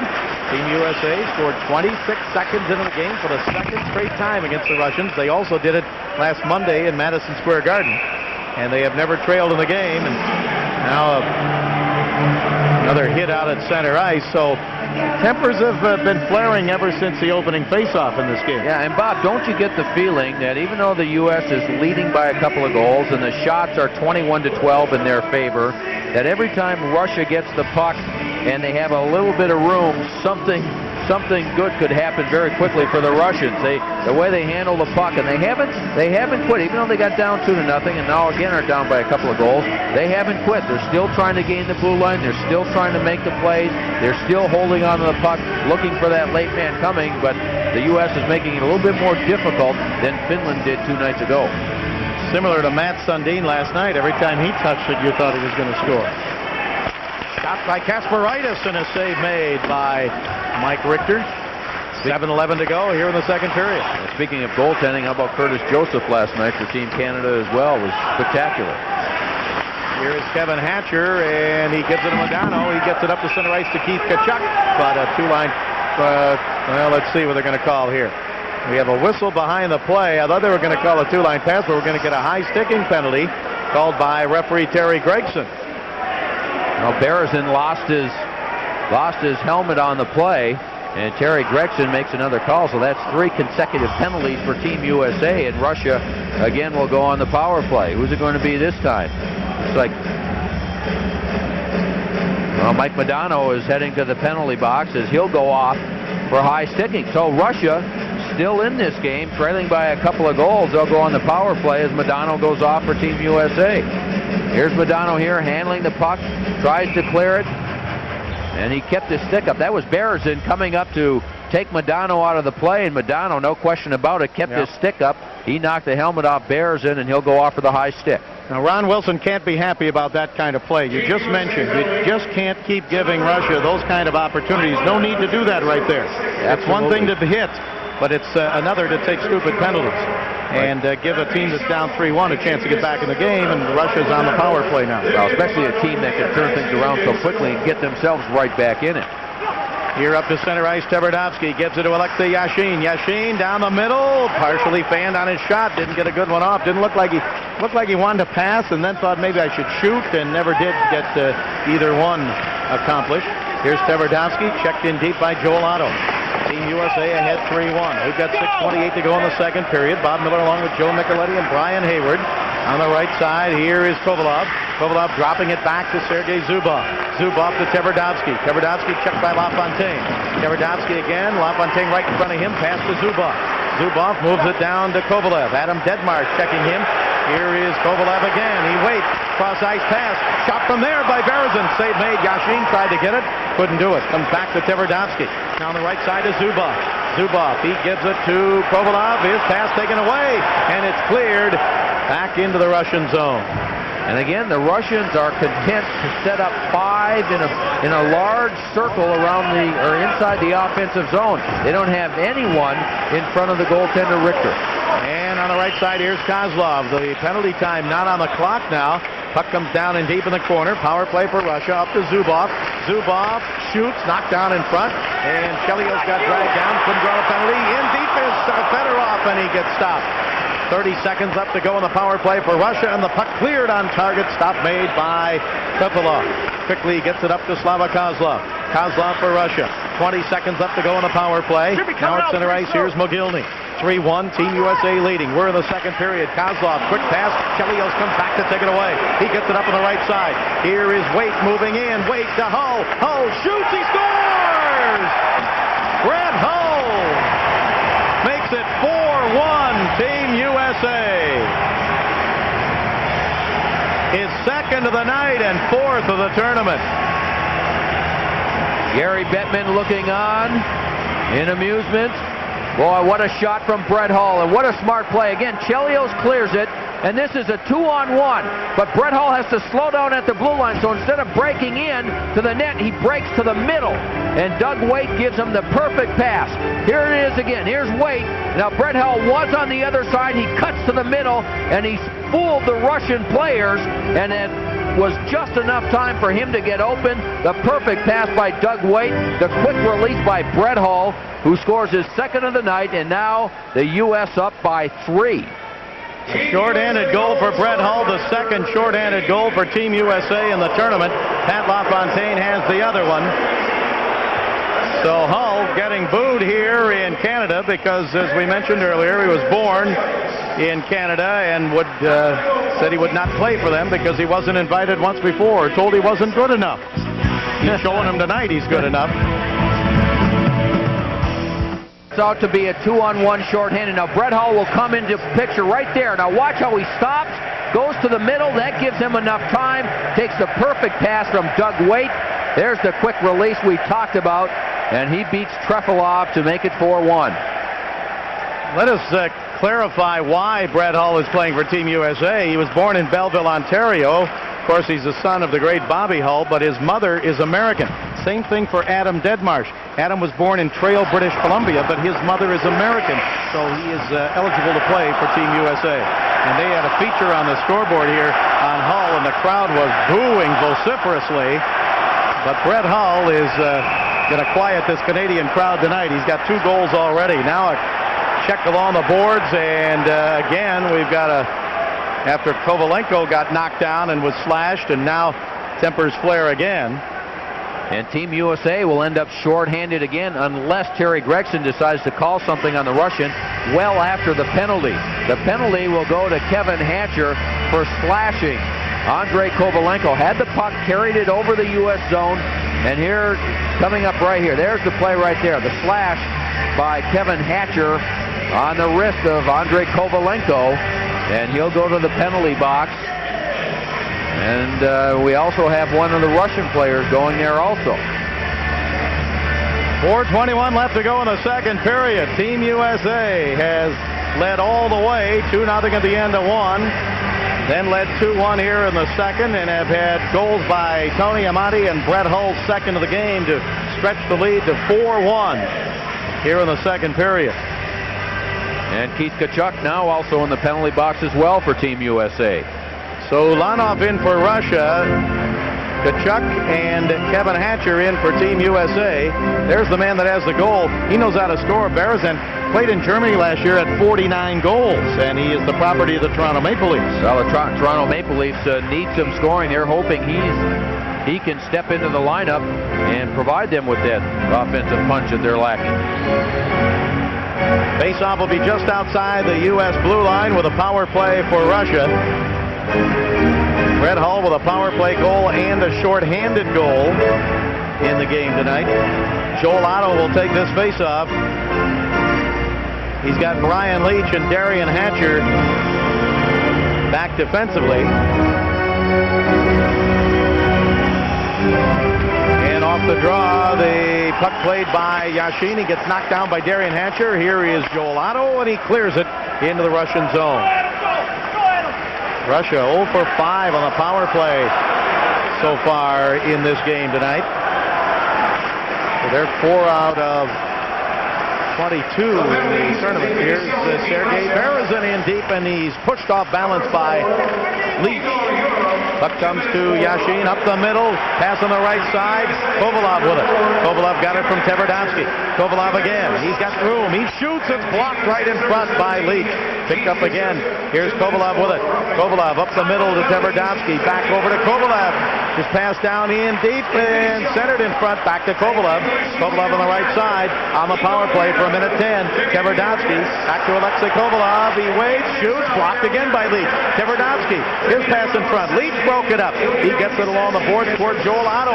Otto can't clear. It deflects in the corner to Alexei Yashin. Picked up there by Darian Hatcher. Hatcher over to Leach. Now up along the board. Tailed in again by Tverdovsky. Deadmarsh was there to try and clear. Couldn't do it. Kovalov with it. On the power play. Gave it away to Deadmarsh. And he clears into the Russian zone. What a shift for Brian Leach. Twice blocked shot by Kovalov. and then was able to help clear the puck here right at the end. What a job. Still 30 seconds to go on the Russian power play. Well, the Russian players at the blue line, unlike a lot of NHL players, not just blasting away with that shot, trying to finesse it in deep in front to get that better shot, and it was continually broken up. They're just not getting the chances on the power play. They've had quite a few in this game, and with a chance to get back in the game on a number of occasions, Bob, and they just haven't executed well. Here's Zubov with 5 seconds left to go on the power play to Fedorov. Fedorov, he's got room. He waits. He gets over the middle. Shot by Zubov. Knocked down and cleared out to center ice. That was blocked by Scott Young, and he limps over to the Team USA bench. Team USA back at full strength, leading 4-1. 2:09 to go here in the second period. Gary Suter, born in Madison, Wisconsin, drives it down in deep into the Russian zone. Now it comes to Doug Waite. His backhander is wide to the right, actually more of a pass, and now it's cleared out to center ice. Played along the boards by Mogilny. Here is Brett Hull. Hull down in the corner. Leaves it there for Darian Hatcher. Darian Hatcher is spun around, and it's sent right in front by Larionov, but nobody there for the Russians. Picked up by Kasparaitis. He took a dive in the corner, trying to draw a high sticking penalty. Nothing was called, and Hull can't clear. Tverdovsky's pass to Nicolishin is wide. Puck comes over to Mogilny. Minute 27 to go here in the second period. Tverdovsky in front. Backhander. Save on the shot by Nicolishin, and Richter with a save. And I believe Darian Hatcher came back to help out as well. The U.S. defenseman. Pretty good puck movement by the Russians on that play. Nicolishin with the last chance. It looked like he might have had the puck behind Mike Richter. Here's Richter here, going down. Nicolishin right there. Goes off the, great play by Darian Hatcher coming back, because that puck, after Nicolishin took the shot, he actually hits the post. Right here, hits the post, and it'll come out, hit the glove of Richter, and it's trickling towards the goal line. And that was Darian Hatcher coming behind Richter to save a goal for the U.S. And Andre Nicolishin skated over to the bench, shaking his head. 4-1, Team USA. There's Darian Hatcher, got his stick on it right at the goal line. Hatcher, the Dallas Stars, 5 years in the NHL. Played now by Matthew Schneider. And it is cleared up to center ice. John LeClaire. LeClaire with Brian Smolinski. Puck is taken away, and Alexei Yashin with it. 1:08 left to go here in this second period. Batted away at center ice. Smolinski tried to get it. Tverdovsky took it there. Flipped down in deep into the Team USA zone. 1 minute left to go here in the second period. Puck comes to John LeClaire. LeClaire gives it over now to Schneider. Long shot from the blue line. Save made. Rebound to Tony Amati. Amati's got a goal in the game tonight. Puck is taken by LeClaire behind the net. Tipped away. LeClaire with it again. Shoots and a save by Trevelov. Up the middle. Amati shoots. Just deflected wide. Smolinski with a shot. Knocked down by Trevelov and cleared by Tverdovsky. Team USA almost getting their 5th goal of the game. Well, they wanted to put pressure on the Russian defense, and when they get in deep, the Russian defensemen are not taking the U.S. players in front of the net. That's why Team USA is getting 2 and 3 chances and shots at Trepalov. Harrison across the line, but it's broken up there by LeClaire. He sends it in deep, and we're going to get an icing call against Team USA. 11.2 seconds to go here in the second period. Team USA leading 4-1. We all look back to 1980. Hard to believe it's almost 17 years ago when Team USA won the gold medal, beating Russia and the rest of the teams in the Olympics. And in the meantime, Joe, everyone has said up until now they have realized indeed what a miracle that was, that a bunch of college kids beat some of the great teams in the world. But now Team USA with the talent to challenge the best teams in the world. That's right. And of course the old Soviet system now changed so much, where all their great players are North Americanized, so to speak, because they come over, they make a lot of money, and you know, Bob, I think you've noticed it too. There've been, you know, some grumblings in the Russian on the Russian side throughout this tournament. Zubov got that shot that was saved by Richter, and we're down to the end of the second period with Team USA ahead 4-1. Coming up on the New Dodge Intermission Report, Ryan Hayward and Brett Hull. And we are back with the new Dodge Intermission Report here at the Corral Center in Ottawa after 2 periods of play. It is Team USA 4, Team Russia 1. We are joined in our studio by Team USA sniper Brett Hull. Brett, things have been pretty much going your way so far. Well, they have. You know, we've got a game plan that we're going to play against the Russians, and we're the first game we did it to a T, and you know, tonight we're doing it again, and that's the way you're going to beat them. And you can't give them odd-numbered rushes and let them have your blue line, because they're way too good if you do. So you got to have a guy back, no odd-man rushes, and with I think we have the best D in the tournament, and if they stand up, they're not able to dipsy-doodle like they can. We're going to do something now that you'll probably be pretty upset about, and that is we're going to take a look at your 2 goals tonight. I'd like you to have a look at them. Maybe you can lead us through it. Well, this is just good play by Dougie Wade. He throws it out to Kevin Hatch, who makes a good shot. I actually got a good tip on the first one, and the rebound came off his chest right to me, and I just took a whack at it, and it went under him. Joe Micheletti remarked on the instincts of a goal scorer on your second goal that's coming up. What's going through your mind here as you move into the open space? Well, actually, I'm just going up the ice thinking Chris might give it to me, and when he went up the boards, it hit a guy and went to Dougie Wade, and I saw Dougie in trouble, and Zubov went at him instead of staying with me, so I cut in as he went towards the passer. I went towards him with him, and he threw it right back to me, and I just fired it at the goal. You know, at this morning's skate, I was very impressed by that loose and confident atmosphere in the Team USA locker room. Who can you attribute that to? You got to attribute it to Coach Wilson. He's a tremendous coach. He really tries to keep you loose, and I guess it's easier when you're playing or coaching these great players such as us in the room. But he's made it fun for us to be here. He knows what a sacrifice a month out of your life is away from your families, but he also knows the seriousness of the tournament, and he made it fun. He did a lot of good things. We went golfing a lot and things like that, and made practice very loose. But you can just feel it in him and look in his eyes when he talks to you about what he wants done on the ice. He means business, and he's just a tremendous guy. And then you've got the assistant coaches and Homer, and they're just good guys. And the whole group has played together a lot before, and we're getting along so well. It's fun out there. There's a perception that the U.S. is now an emerging international hockey powerhouse. How important is that to the players? Well, I don't know if they really care about the U.S. or anything else. There's a group of guys in here that realize that they have a chance to do something that hasn't been done in a long time, and they're playing against the greatest players in the world. And I think everybody wants it to happen. So I think that's the key.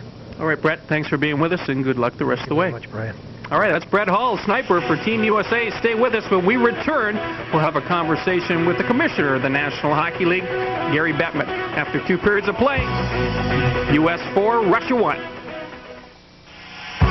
World Cup Hockey is being brought to you by the U.S. Army. Be a part of the toughest, smartest army in the world. Be all you can be. By new Speed Stick Gel. It's unbeatable gel protection just for the guys. And by Nike. Just do it. Our new Dodge Intermission Report continues. We're back. We're joined by the commissioner of the National Hockey League, Gary Bettman. Gary, this tournament's a collaborative effort between the league and the Players Association. I guess the ultimate objective would be to raise the level of awareness around the world about the National Hockey League. Do you think it's accomplished that? Well, we think that the attention that this tournament has gotten worldwide will help give this game greater exposure. The level of competition has been terrific, and I think that's going to attract new fans. In addition to raising the level of interest, it's also nice when the Players Association and the league can play nicely together and do good things like this tournament together. No question about that. Are you considering perhaps tinkering with the format in any fashion? Well, I think what we're going to have to do is when the tournament's over, we'll sit down and debrief. In terms of the format, we haven't heard any objections to it. In fact, we thought it's worked pretty well considering this tournament was organized in 10 months and was played in 9 different venues, both sides of the Atlantic Ocean being involved. So we're pleased with how it went, but when it's all over, we'll sit down and see how we can improve it if we're going to do it in the future. The 98 Olympics in Nagano, Japan, the NHL players will be featured for the first time. How important was it for the league to have a presence in that tournament? Well, in terms of worldwide exposure, no sporting event gets it like the Olympics. So for us, it's going to be great to have probably 150 of the world's greatest hockey players going home and representing their countries and getting this worldwide exposure. The fans are going to see a level of competition much like they're seeing here, except it's going to actually be in the middle of the season. So we think it's going to be a dream tournament, if you will, best on best, fabulous hockey, and we're excited about it. So is it written in stone now? Hockey fans want to know, will we have every 2 years either a World Cup or a Winter Olympics involving NHL players? Well, we've been asked that question a lot. We've been asking ourselves that question. Do you move the World Cup to February, in the off 2 years when there's no Olympics, and take the same type of break we're going to take for the Olympics? And the answer to that's going to depend on our experience with the World Cup, our experience in the Nagano, how the 2-week break affects the play for the rest of the season. And we'll sit down with the Players Association when we get through 98 and review it, and then set the schedule going forward. But international competition has served this league very well historically, and we're glad that we've brought it back. I would agree. It's been a fabulous tournament so far. Thanks for being with us. My pleasure. All right, that's Gary Bettman, the commissioner of the National Hockey League. Stay with us. When we return, Bob and Joe will be back with all the highlights and analysis of the second period. U.S. leads Russia 4-1. We're back in Ottawa, Ontario with a new Dodge intermission report with Team USA leading 4-1. Russia got back in the game on this goal. And the U.S. was leading 2-0, and here's the goal. Sergei Berezin, the quick shot off the post and in and out of the net quickly. That made it 2-1, but Team USA came right back. Brian Smolinski throws it to the net. What a play by Tony Amante to pick up the loose puck with the skate, kick it to the stick. He puts it in to make it 3-1, and then shorthanded. Here's Doug Waite, the perfect pass to Brett Hall, the great release from Hall. That was a shorthanded goal that made it 4-1. Russia came back and nearly scored. Here's Mike Richter, one save. Nicolishin with the rebound, and before the puck can sneak into the net, there's big Darian Hatcher to come up with the save. The All Sport statistics after 2 periods, the important one. Look at Russia. They've had 6 power play chances, and they have not scored on the power play as Team USA continues to lead it 4-1. The new Dodge intermission report continues. Team Canada had a big win last night over Sweden to head to the finals. Brian Hayward right now is standing by with the Assistant General Manager of Team Canada, Bob Gainey. Bob, I want to get your impressions on the first 2 periods tonight. Well, I think as we have been since the onset of the tournament, we're impressed by the Team USA tonight. They've picked right up where they left off earlier in the week and got their game on the ice. They've imposed their game on the Soviet team, have left them very little around their own net to challenge offensively, and go into the third period with a real good grasp on the game. And from what I've seen over this week, I think we'll see them put the game away in the third period. Any preference for who you meet in the final? I think that it would either one of these teams could give Canada a really good final series, and I'm leaning towards the Team USA right now. I think they'll be there, and it's going to be a very interesting series because I think there's going to be a lot of emotion attached to it from both sides. They're both proud teams and represent hockey-playing countries, and I think we're going to be in for a treat. All right, Bob, good luck the rest of the way. Thank you. Guys. Okay, Brian, thank you very much. In the game Monday night in New York when Team USA beat Russia 5-2, they said the big guns didn't show up. Well, they haven't shown up yet tonight either. Mogilny and Fedorov, 1 shot, and that was by Mogilny. Yeah, and overall as a team, they are not trying to penetrate and get in towards the net. They're playing on the perimeter quite a bit, in particular on the power play, and we mentioned that earlier. They've had 6 power play chances, have not scored. They have just 16 shots on goal in this game, so they're not paying the price to go to the net and look for those goals. Here is Mogilny, third period underway. Fedorov with him. Now it comes back out of the right point. Sent down to Mogilny in the corner. He lost his balance. Leach with it there. Held in at the point for a moment by Yushkevich, but now Adam Deadmarsh for Team USA. Deadmarsh with Joel Otto and LaFontaine, but they can't get it over to Pat LaFontaine on the right wing. Russia comes back, trailing 4-1. Third period just underway. Shot by Fedorov is wide. He leaned into that one. Still won't count as a shot on goal. It was wide. Now tipped away by Richter. Puck rolls up to Adam Deadmarsh. He chips it out to center ice. Puck comes back over now to Igor Ulyanov.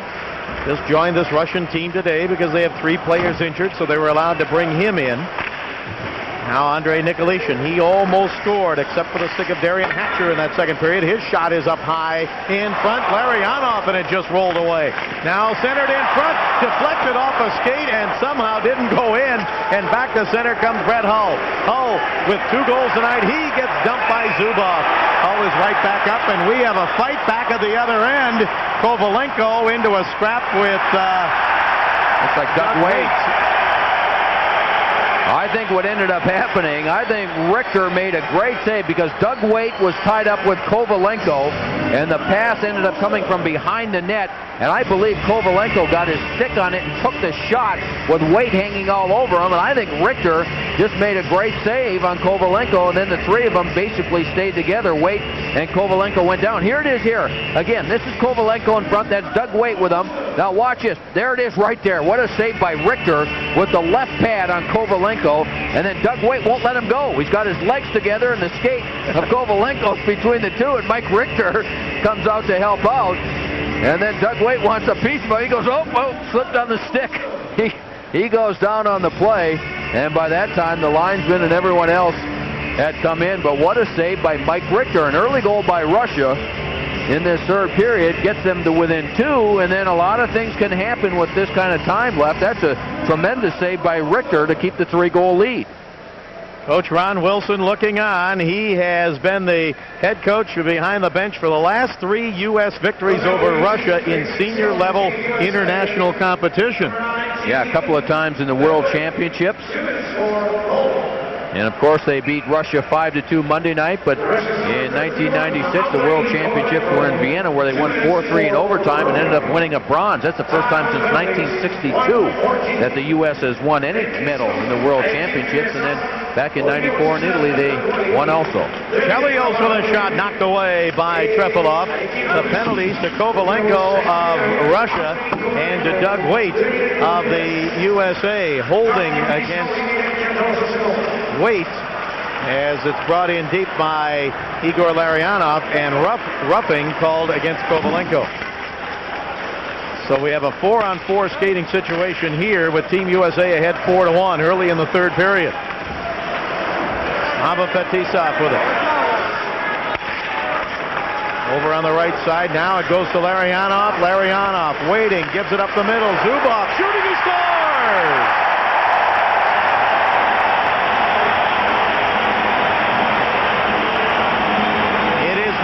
USA 4, Russia 2. Now normally the defensemen are so dangerous in a 4-on-4 situation, and that time both Russian defensemen got involved in this play. Zubov will end up scoring the goal, but in front of the net is Fetisov, his defensive partner, and Mike Richter thought he might have been interfered with. There's Fetisov right there with the U.S. defenseman in front, and Mike Richter did not see the shot. It was a hard wrist shot by Zubov, went through some people, and Richter never able to react because Fetisov, the defenseman, just cut directly in front of him. There was a little bit of a collision, and that threw him off, and Russia now back to within 2 goals. Zubov with his first of the tournament. Larionov will get an assist at 1:57, and also Alexei Kovalov gets an assist on the goal. So now, let's see how the U.S. responds. The last time Russia scored in the second period, Team USA came back 55 seconds later on a goal by Tony Amati to get that one back. Let's see what they do here. Still a 2-goal lead for Team USA at 4-2. 17 and a half minutes to go here in the third period. We're going to get an icing call against Team USA. Now Ron Wilson says that when his team gets ahead in the third period that he doesn't change his style and doesn't want them to go into a defensive shell. He wants them to stay aggressive. Now suddenly Russia has an opportunity. They look to have a little bit of jump back in their step. There's Ron Wilson, the U.S. coach. He says with this team and all the leadership and the veterans on this team, they know when to concentrate more on the defensive side of things as opposed to me telling them, as he was saying. 41 seconds left to go in the coincidental minor penalty. Still a 4-on-4 skating situation. Face off to the right of Mike Richter. Fedorov facing off against Smolinski. The puck comes to the left wing boards and held in there by Ulanov. Now to Fedorov. He tried to roll it in front. Tony Amati took it away for a moment. Couldn't clear. Russia holds it in.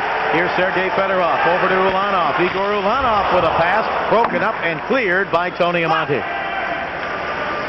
20 seconds left to go in the penalties. A minor to each team. Here's Sergei Fedorov. Fedorov on the right side, cut off by Darian Hatcher. Fedorov again in the slot. Hatcher with him. Held him up. He couldn't get the shot. Now Hatcher knocks him down. Hit him again from behind, and Tony Amati will clear. The fans here in Canada booing that there was no penalty called against Team USA. Mogilny back in to get it. Over to Ulanov.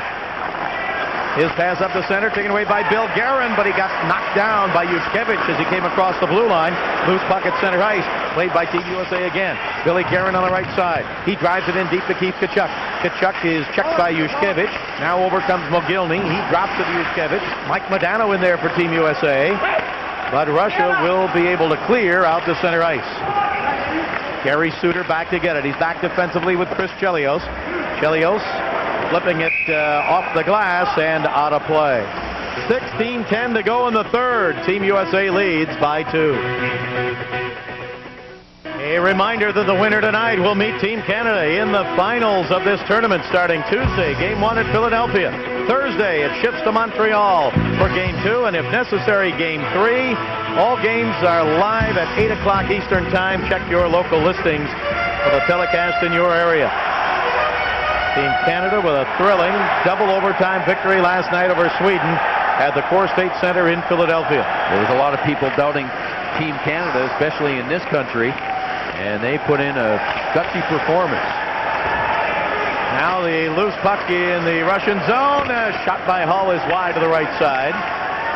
Might have been doubting them right till about 1957 of the second overtime, too. Good point. Here comes Nicolishin across the line, throws it on the right side, but back up the middle is broken up by Scott Young. Now Kevin Hatcher, he chased it down, it rolls free, and Doug Waite with it, but he gave it away. Just inside the blue line, his soft pass taken away by Larionov. He throws it in deep. Schneider gives it to Kevin Hatcher. His pass went behind Scott Young. 15:20 left to go here in the third period. Fetisov back to get it. USA leading Russia by 2 at 4-2. Puck comes in deep, chased down by Brian Leach. Leach to Hatcher. Kevin Hatcher's pass off the glass, rolls down into the Russian zone. Kasparaitis with Amati right behind him. Kasparaitis sends it up the middle, and Darian Hatcher will chase it down. We've played just over 5 minutes here in the third period. Russia has the only goal of the period, the goal by Zubov. Now the Russians hold it in again. Tverdovsky at the blue line, but his pass knocked away by John LeClaire. LeClaire at center ice. He sends it ahead, but is overskated by Leach. Now at center ice, Berezin comes over to Kasparaitis. He throws it off the boards where Leach will play it there and get it over to Darian Hatcher of the Dallas Stars. Cleared it up to center ice. Taken away there by Kasparaitis. Over to Tverdovsky. And Bob, Russia has come on in the last 3 or 4 minutes. They're controlling the puck much more and much better than earlier in the game. Yashin shot deflected into the corner. Suter is there for Team USA. Alexei Yashin got knocked down. Kovalov was there, but the puck is whistled dead with 14:11 to go here in the third period. So let's see if the momentum is indeed shifting toward Team Russia. Well, they're handling the puck, and they seem to be skating and more willing to make something happen in the last 3 or 4 minutes than we've seen at other stages of the game. At other parts of the game, they just at times it seemed like they all disappeared and were not doing anything. And now that they've got the goal to get to within 2, they seem to have a little bit more jump. They want to handle the puck. They seem to be going to the net a little bit more. Now the puck driven off the boards on the right side, but held in by Sergei Nemchinov. Nemchinov, he fires it down in deep. Here's Fedorov up the middle, intercepted, and Pat LaFontaine clears it up the center. Here's Adam Deadmarsh to LaFontaine. LaFontaine had the first goal of the game 26 seconds after the opening faceoff. As the puck comes up the middle, here's Deadmarsh with it. He shoots. It's blocked on the way in by Malakov and played by Team Russia. 13:39 to go, third period. Driven down in deep by Sergei Nemchinov. Richter cut it off. Russia changing up on the fly. Puck comes up along the boards to the blue line to Billy Guerin. Guerin moves it up to center, and Team USA was changing and almost got caught with too many men. Here's a pass by Mogilny, tipped away into the corner. Nemchinov with it. Nemchinov for Russia, gives it to Larionov. Larionov back up the middle, knocked down there, and played by Bill Guerin. Gary Suter making a good defensive play right in the slot. Guerin tried to hold up and lost the puck, and back comes Russia. Nicolishin with it. Andrei Nicolishin makes a move across the line, gets by 2 U.S. players who collided. Nicolishin's pass, he gave it away, and it's a 3-on-1 for Team USA. Tkachuk down the left side. Tkachuk with Modano. A shot and a save by Trepilov as Tkachuk got the shot. Actually, he would have rather have held onto the puck and gotten it over to Modano. And that was a good defensive play by Sergei Zubov, the only defenseman back, and he took Kachuk by surprise, I think, Bob, by going to him right away. Yashin's pass wide on the right side as they try to break Kovalenko headed for the net. Puck comes up to center ice and a long pass off the boards. Chased down in deep by Fetisov. 12:26 to go in the third. 4-2 Team USA. From center ice, Fetisov banks it around the boards over towards Sergei Berezin.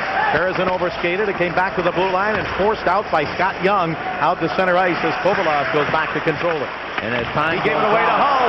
Looking for the hat trick. His shot blocked by Kasparaitis. Pardon me, Bob. As time goes on, Russia will have to take more and more chances, and that could lead to more offensive chances for Team USA. Hull was knocked down by Kasparaitis just moments ago, and here's a penalty to Brett Hull for tripping, and he knocks Kasparaitis down. Hull is going to get the penalty for tripping here, though, and I don't know if he'll get anything more with Kasparaitis out of this at center ice. We'll sort it out when we come back.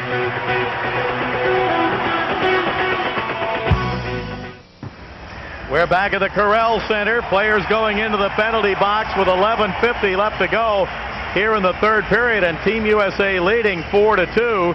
Team USA has two players in the penalty box. Kasparaitis is in for Russia. You see him there. Let's take a look at it again. There's a check by Kasparaitis on Hull. Now Hull's going to come back and get a penalty right here along the boards. Yeah, with his stick, he ends up taking down the Russian player, and then that's Kasparaitis again. We've talked about his aggressiveness, and he comes after Hull. Hull gets a stick up on him as well, but Team USA will have the extra minor, and that puts Russia on the power play.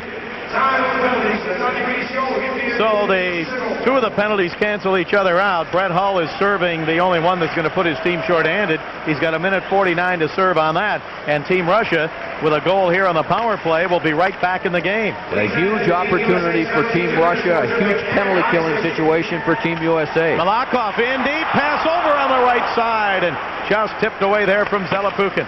Held in by Team Russia at the blue line. Pass on the right side to Zelepukin. He tried to get it to Tverdovsky, tipped away and batted to the blue line, but a nice play there to hold it in by Nemchinov. Boy, I'll tell you, no place for the faint of heart out there now. There are bodies flying all over the place. They're running at each other. In fact, the hits after two periods were fairly even. 20 for Team USA, 17 for the Russians. 1:10 to go on the power play for Russia. Pass up the center, taken away, and Scott Young drives it hard all the way down deep into the Russian zone. Brett Hull got a tripping penalty and a high sticking penalty. Kasparaitis got a high sticking penalty. Puck comes off on the right side and driven down in deep where Chelios over to get it. He's double teamed in the corner. Comes to Tverdovsky for Russia. Pass in front, tried to get it to Kovalenko. Went behind him. Kovalenko with it with 40 seconds left to go on the power play. Puck taken behind the net. Team Russia with it, down by 2 goals. Now along the boards left side, tipped away toward the blue line and held in by Zubov to Larionov. Larionov checked by LaFontaine. Back to Zubov. Zubov doesn't get the shot. Now his pass right side went off the skate of Nicolishin. Nicolishin gets it to Tverdovsky. He's checked by Young. Pass comes back up to Zubov. 18 seconds to go in the power play. Larionov left side. Larionov in the Team USA zone in front of Kovalenko. Fan rebound saved by Richter on Kovalenko's rebound. Rebound again by Kovalenko, tipped wide. Puck comes to Nicolishin, to Tverdovsky, to Zubov. 2 seconds to go in the power play. Larionov to Kovalenko, tipped away out of the penalty box is Keith Kachuk. A lead pass to him on a breakaway. He shoots, saved by Trepalov. And play continues. Are we seeing some goaltending? Mike Richter with a couple of big saves for Team USA, and now Trepalov keeps his team in it. 9:30 to go in the third as the puck comes up to center ice. Both teams at full strength. Billy Guerin down the middle. Shoots, saved by Trepalov, and he hangs on. And the chippiness continues, but boy, what excitement here at both ends of the ice. And the USA penalty killers were tired at the end. They were trying to do everything they could to help out. Mike Richter with some fine saves. Scott Young helped out on Kovalenko as well. Here's one chance here. Kovalenko almost fans on it, but then gets his own rebound, gets the backhand. There's Richter to make the save. Now watch Young right here. Stay with Kovalenko. He helped out. If he wasn't on the back of Kovalenko, he could have put it into the empty side. And here's Kachuk coming out of the penalty box. This is a chance to sew it up for Team USA. and he tries to beat Trepalov low to the stick side, and Trepalov comes up with the save. 18,500 sell out here tonight at the Corral Center, and what a treat they're seeing. Long shot by Hatcher. Kevin Hatcher is deflected up over the net. 4-2 in favor of Team USA. 9:11 to go here in the third period. Russia with it back in their own zone. Now starting up to center, Alexei Kovalov. Kovalov fires it hard. Comes around the boards out toward the left point. Held in there for a moment, but now rolls away to Kevin Hatcher. Hatcher will skate it up to center ice, and he backhands it across the line all the way down into the Russian zone. Big Kevin Hatcher, 6'4", 225, traded by Dallas to Pittsburgh for Sergei Zubov this past June. USA's Hatcher can't hang on there. Kovalov took it away, but he gave it away to Smolinski on the right side. His pass comes up the center ice, tried to hit Tony Amati. Smolinski is double-teamed and offside called against Team USA. 8:29 to go in the third. U.S. by 2. We're back here at the Corral Center. Ron Wilson looking on, hoping the momentum that we talked about earlier, Joe, is shifting back in the U.S. favor. But right now it's pretty even, right, between these two teams as far as who's got a little bit of an edge. And Russia has picked up their intensity. Here is Fedorov in deep with Brian Smolinski right behind him. Now it comes along the boards and not clear. Team USA having a tough time clearing the puck at times. And it's held in by Kasparidis. And a pass in, or a shot actually by Nemchinov. And a scramble in front of Richter, and the puck came loose. And here's a guy who wishes he was in goal tonight, Brian Hayward. Thanks, Bob. I tell you what, there's a lot of talk about the Russians not in the lineup because of injuries. The most notable names, of course, Pavel Burin and Alexei Zamnov. Certainly they could use them at this stage in the hockey game when they're down by a couple of goals. But let's not forget about Vladimir Konstantinov. He would have been a major force in a very physical hockey game like this one tonight. No question the Russians really miss him as well. Excellent point by Brian. Konstantinov probably, I don't think there's any question, he's the top Russian defenseman in the world, and it's unfortunate that he's out with the injury. Got hurt playing tennis. Got hurt playing tennis. That's How right. does a hockey player get hurt playing tennis? With Sergei Fedorov. Especially him. You can't hurt the guy the way he plays. He plays as tough and as hard as anybody in the league. A little dirty at times, a lot of players would tell you, but he just, with all the heart he plays with, he would be a huge help to this Russian team. The referee, Terry Gregson, just went over to the Team Russia bench, and what he was talking to them about, we're not sure, but he did go over. Let's take a look at that last save by Richter. Here's Mike Richter, and on the side there is Alexander Mogilny, and look at the U.S. defenseman and all the people coming back to help out. There was a tackle there at the end as well. That's probably what they're arguing about. 8:07 left to go in the third period. Bob Miller along with Joe Micheletti and Brian Hayward here in Ottawa, Ontario. Puck is kicked free for a moment, and now Adam Deadmarsh will clear back down into the Russian zone. And for those, Bob, who hadn't heard about Konstantinov, it was a torn Achilles tendon. Shot from the right side is kicked out by Trepalov. Joel Otto over there, and Otto picks it up and drives it back into the corner. Deadmarsh, he lines up Tverdovsky and threw a check there, and the puck is cleared high in the air out to center ice. Now Chelios fires it right back into the Russian zone. Team USA will change up on the fly. 7:30 left to go here in the third period. Darian Hatcher, he chips it back into the Russian zone. This is our last game of the tournament that we will be announcing. I want to thank our crew, Bob Borgen, Lisa Seltzer, Don DiAgostino. What great job they have done with very little sleep, yes, to say the least. They've worked very hard and done a good job, and Mike Emmerich and John Davidson will have a lot of fun in the next few days as this winds down. Up the middle and right in front, it was tipped away. RS Video also providing our feed in Ottawa and Montreal, and Jim Halpin, our helper up here in the booth, and Steve Adler, our statistician. Crew that's done a great job. It's been a pleasure working with everyone in the 4 games that we've had a chance to do in this World Cup of Hockey, but there'll be a lot more coming your way when the finals start on Tuesday, and it'll be Team Canada against the winner of this game tonight. Right now, Team USA ahead 4-2. And what a matchup that looks like it will be. Two teams that play the same style, they're physical, and obviously both teams very talented. Puck taken back by the Russians to their own blue line and played over to Sergei Zubov. On the right side of Fetisov, he gives it to Berezin. Berezin in the slot and just overskated, reached out to try and get it and couldn't find the handle on it. Team USA to center, working on a 2-on-1. Leclerc and down the right side, Schneider. Schneider shoots, he scores! Matthew Schneider put Team USA ahead 5-2.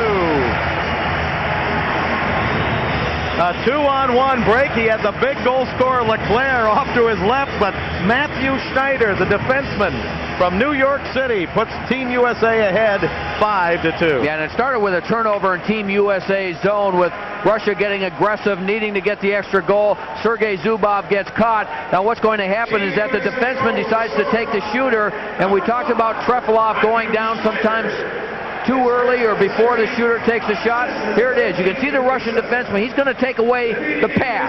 So Schneider recognizes that perfectly, and he just takes a perfect shot. Trefilov going down, and it's just off the far post and in. A great play by Matthew Schneider. Schneider with the Toronto Maple Leafs. He's had 7 years experience in the NHL. Puck comes back along the boards, and a big goal there, Joe. We've talked so much about was the momentum changing. Pressure starting to be applied by Russia, and a big goal that gives the USA now that 3-goal cushion here late in the third. Yeah, and Team USA started playing a little bit more conservative. They weren't getting caught. They had 4 players back in the neutral zone, and that was slowing the play down and slowing these Russians down, and they just bided their time. They waited for the turnover. It came, and they finished it off, and now have a 3-goal lead. Chelios chipped it out. Team Russia with it back at their line. Here's Sergei Fedorov. Pushed from behind by Waite. Waite tried to get it to Adam Deadmarsh. He and Fedorov met at the blue line. Deadmarsh rolled it up the middle, poked away, and Joel Otto just about got to it. Trefilov just kind of left it there and apparently thought he had a defenseman close, and then he thought, I better tip it away, and he just got to it before Joel Otto skated by in front. 5 minutes left to go here in the third period. Team USA with a 5-2 lead. Along the boards in the Team USA zone, Nicolishin's pass taken away, and it'll be brought up to center ice. Team USA with the lead, and they're looking to go 4 wins, no losses, no ties in this tournament. Alakov from outside the blue line with a shot wide to the left. You know, Ron Wilson, the U.S. coach, he wanted to take Russia out of what he called their 3-quarter offense, or 3-quarter speed, the way they do everything and control the play. He said, if we're going to lose to them, they're going to have to do everything at 100%. Quick, fast, and they're going to have to beat us, and they haven't done it in this game. Matthew Schneider out again, but Nicolishin took it away. He got it back to Malakov of the blue line, tipped away from him and out to center ice, and Fetisov covers up. We're coming down to 4 minutes left to go here in the third period. Team USA with a 5-2 lead. This is the same score by which they beat Russia in Madison Square Garden last Monday night. Goals tonight for Team USA. LaFontaine with his second. Hull got his third on the power play and his fourth shorthanded. Tony Amante added 1, and Matthew Schneider. Pass over now to Modano, and his shot deflected back behind the net. Here's Mike Modano again. Leading scorer with the Dallas Stars. Got it out to the blue line where Chelios couldn't hold it in. But play will continue as Kasparaitis back in to get it. And now Team USA just doing the right thing, using the clock. If there's not a play, they're just dumping it in to Russia's end. They're forcing them to go back and pick up the puck and come all the way down the ice. That's taking minutes and seconds off the clock. Schneider's goal, his second of the tournament, was unassisted at 13:57. And now it's chased down by Brian Smolinski against Kasparaitis. Smolinski dropped it back in front and just was tipped away from John Leclerc. Up to center ice. Davidovsky moves it ahead and across the line. Russia with it. Kovalov spins, shoots, and a save by Richter, and he covered it up. Had time to move it, but he wasn't sure where the Russian players were and made the safe play. We'll be back in a moment. They're waving the U.S. flag here in Ottawa tonight as we're only 2:56 away from Team USA going to the finals against Canada. That's going to be quite a matchup. It's going to be a great matchup. So many times you can look at the goaltending and say, great goaltending will win for you, and that's normally the case. In this matchup, Team USA with Mike Richter, Team Canada with Curtis Joseph, boy, it's almost a toss-up. Puck is flipped off the boards near the blue line, and now into Brett Hull. Hull with 2 goals in the game tonight. He throws it down in deep to try and control it, but he can't. Mogilny gets it out to Yushkevich, and a shot knocked down in front. Puck comes over to Ulanov, and his shot is saved in the pads of Richter. 2:27 to go here in the third period. Team USA 5, Russia 2. The only goal by Team USA in this third period, and a big one on a 2-on-1 break by Matthew Schneider that gave the U.S. a little breathing room, or a lot of breathing room, really. They got a scare in the third period when Russia came back to make it 4-2. They put a little pressure on. Here's Pat LaFontaine in deep, and he shoveled it, looked like with his gloved hand toward the net. Now a hard check by Joel Otto down in the corner. Here's a penalty coming up, and Otto falls down on top of the Russian player. He threw a hard check from behind, and then they turned around and went down to the ice, but a penalty indication was given by the referee, Terry Gregson. And no question that Joel Otto was going to get the initial penalty for hitting from behind. I think it's Ulanov that he hit. Well, Ulanov got into the game, too, in the third. He was running around, probably their most physical defenseman, along with Kasparaitis. And this third period was the Russian players in particular. Here it is again. Boy, he took the high stick and then a little spear behind the leg from Ulanov. That's why he went after him. And then he looked at this opportunity and said, here's my chance to go back after him. And then Ulanov jumped on his back, and Joel Otto able to throw his gloves down, use the right hand, and do a little damage. Yeah, Ulanov had that coming. But that's right. You could see the high stick that Otto took first, and then the little poke behind the legs. And then Otto took the opportunity to go back after him.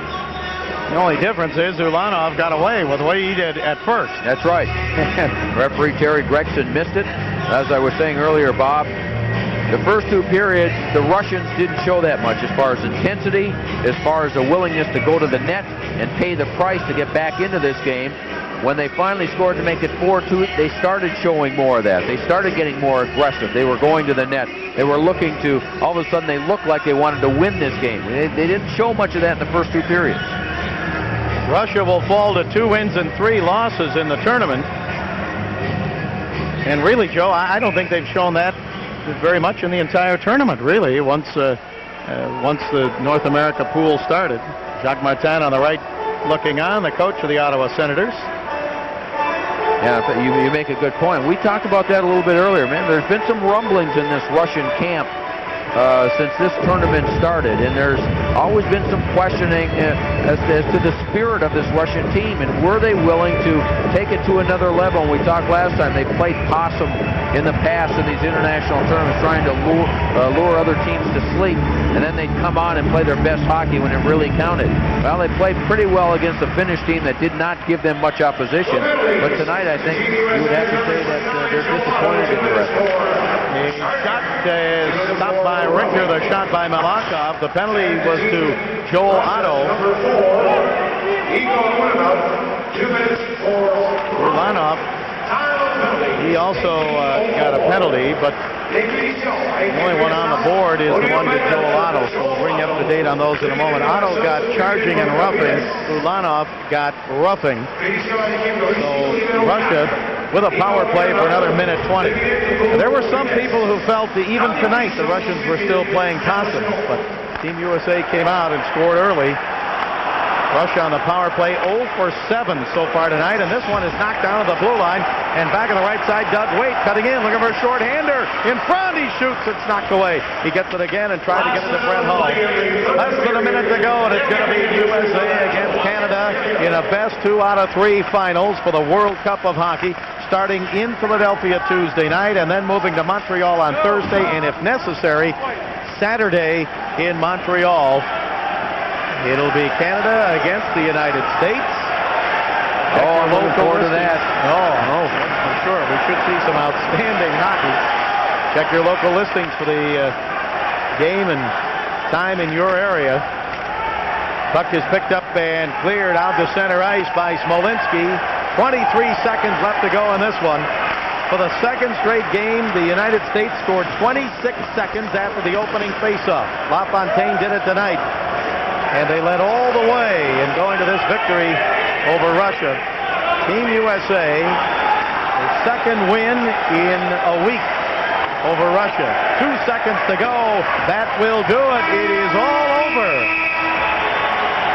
And Team USA wins it 5-2 to move into the finals. And Ron Wilson, he's got the Russians' number, that's for sure. Well, he's got a lot of teams' number the way his team is playing. Ron Wilson now shaking hands with the rest of his coaches there. The Russians giving their goaltender Trefilov a little pat on the head, but they weren't the team that could match up to Team USA in this game. Mike Richter made the big saves when he had to keep his team in the lead.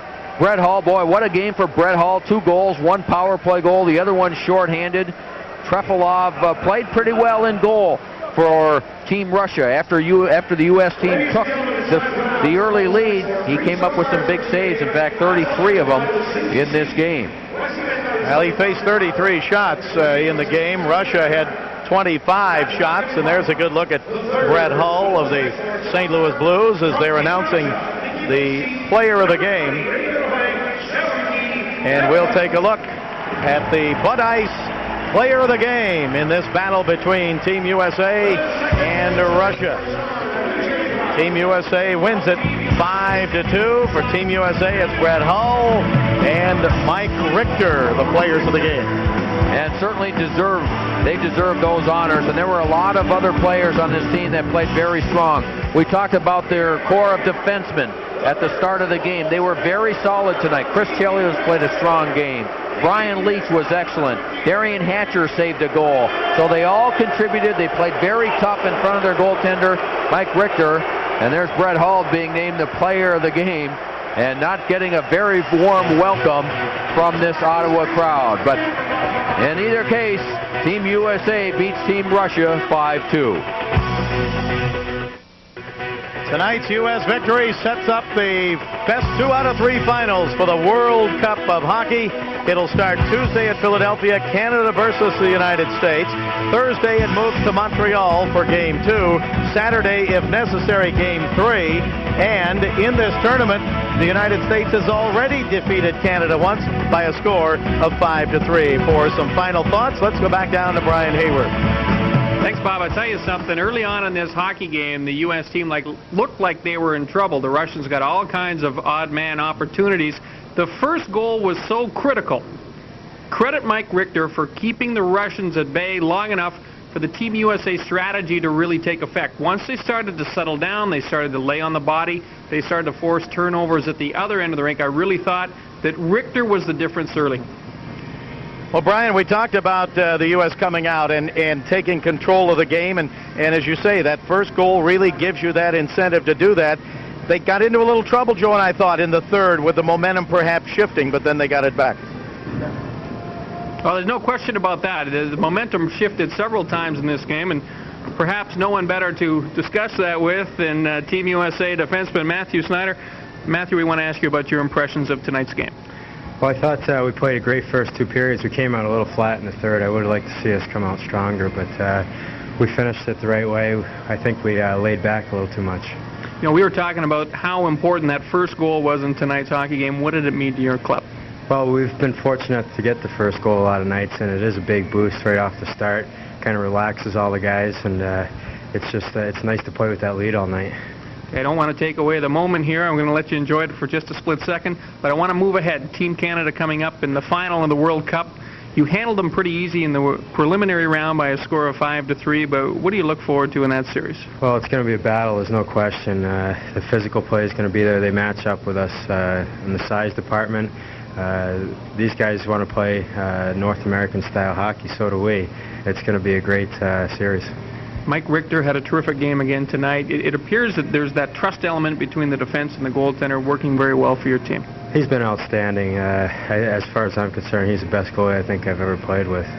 He gets out to stop the pucks. He plays the puck well. He covers up his rebounds quick. He does everything that you want a goalie to do. You know, I did this to Brett Hull earlier in tonight's game. I'm going to do something you don't appreciate here. We're going to go to your goal. I want you to walk us through it. What was going through your mind as you moved in on Trefilov? Well, actually, we talked about 2-on-1s before the game, and we know the kind of goalie Trefilov is. He stays back in his net, so I was thinking shot quite often. I was fortunate. I just saw the wide side open, slid it by him. Is it going to be easy for Team USA to maintain their focus the next couple of days? Yeah, there's no question. We've been together now for almost a month. Everyone's bonded. We only have one day off before we go at it again, so we're going to stay very focused. All right, Matthew, thanks for being with us, and good luck in the final. Thank you very much. All right, that's Matthew Snyder, one of the defensemen who scored a goal for Team USA tonight. Stay with us. Bob and Joe will be back with lots more right after these messages. World Cup Hockey has been brought to you by Discover Card, proud partner of the Smithsonian's 150th anniversary. By All Sport, now with B vitamins. It's more than a thirst quencher, it's a body quencher. And by the Discovery Channel. Explore your world. We're back live here in Ottawa, Ontario. You take a look now at the final statistics. The USA wins it 5-2. They had the edge in shots on goal. Joe, we mentioned the power plays earlier. Look at that for Russia. Yeah, 0 for 8 on the night, and there were times during this game when Russia had a chance to come back into this game, get back to within a goal, or tie the game because they were on the power play. They didn't do it. Credit the U.S. penalty killing and credit Mike Richter. You know, when you look back at the tournament, I guess if at the start you're in North America, you say, wouldn't it be nice to have a USA-Canada final, and that's what we've got. Well, I think the two best teams are there without question. Sweden certainly showed that they were an excellent team. Canada had a difficult time last night, but they came through when they had to. They struggled earlier in the tournament, but they played a terrific game last night. Their goaltending is very strong. And I look at this matchup, and it's just one that I think everyone dreamed about, as you mentioned, Bob, at the start of the tournament. Two big, strong, physical teams, excellent goaltending, and some of the biggest stars in the world. It's going to be a lot of fun. Team USA already defeated Canada once in the tournament, 5-3. They'll meet starting on Tuesday night. It's Game 1 at the Core State Center in Philadelphia. Then it switches to Montreal for at least one, maybe two. Game 2 is Thursday. Game 3, if necessary, is Saturday at Montreal. The games are at 8 p.m. Eastern Time. Check your local listings. It's a best 2 out of 3 tournament. When you look back, do previous games mean anything? The fact that Team USA beat Canada 5-3? Oh, I do think it means something, in particular in Team USA's case, because they haven't, remember, they're the ones that have been trying to climb and let everyone in the world know that they're a power. They won't admit it, but that's the way it's been. Canada, on the other hand, has won the Canada Cups, and they've had so much success, and the expectations are so high for that team. So yes, I think from the USA side, they have a lot of confidence. They feel they can beat Canada and win this tournament. This has to be, and we've talked about it before, very gratifying for USA Hockey. And Lou Lamoriello, the general manager of Team USA, told us yesterday they have gotten just unbelievable great support from USA Hockey in Colorado Springs. Yeah, again, it's been a collective effort, and that's what it takes to have success in this tournament. Everyone has done their job, which has made it very easy on the players and very easy on their families to come together and put forth this type of effort. Well, everybody to a man on the Team USA squad has said they've been treated first class in this entire tournament, and they've got perhaps another week to go, and the next telecast is going to be on Tuesday night, Canada versus Team USA at 8 p.m. Eastern Time. Check your local listings. That's on Tuesday night, Game 1. So for Joe Micheletti and Brian Hayward, this is Bob Miller. Thanks for being with us for the World Cup of Hockey. The final score here tonight. Team USA goes to the finals, beating Russia 5-2. Good night, everyone.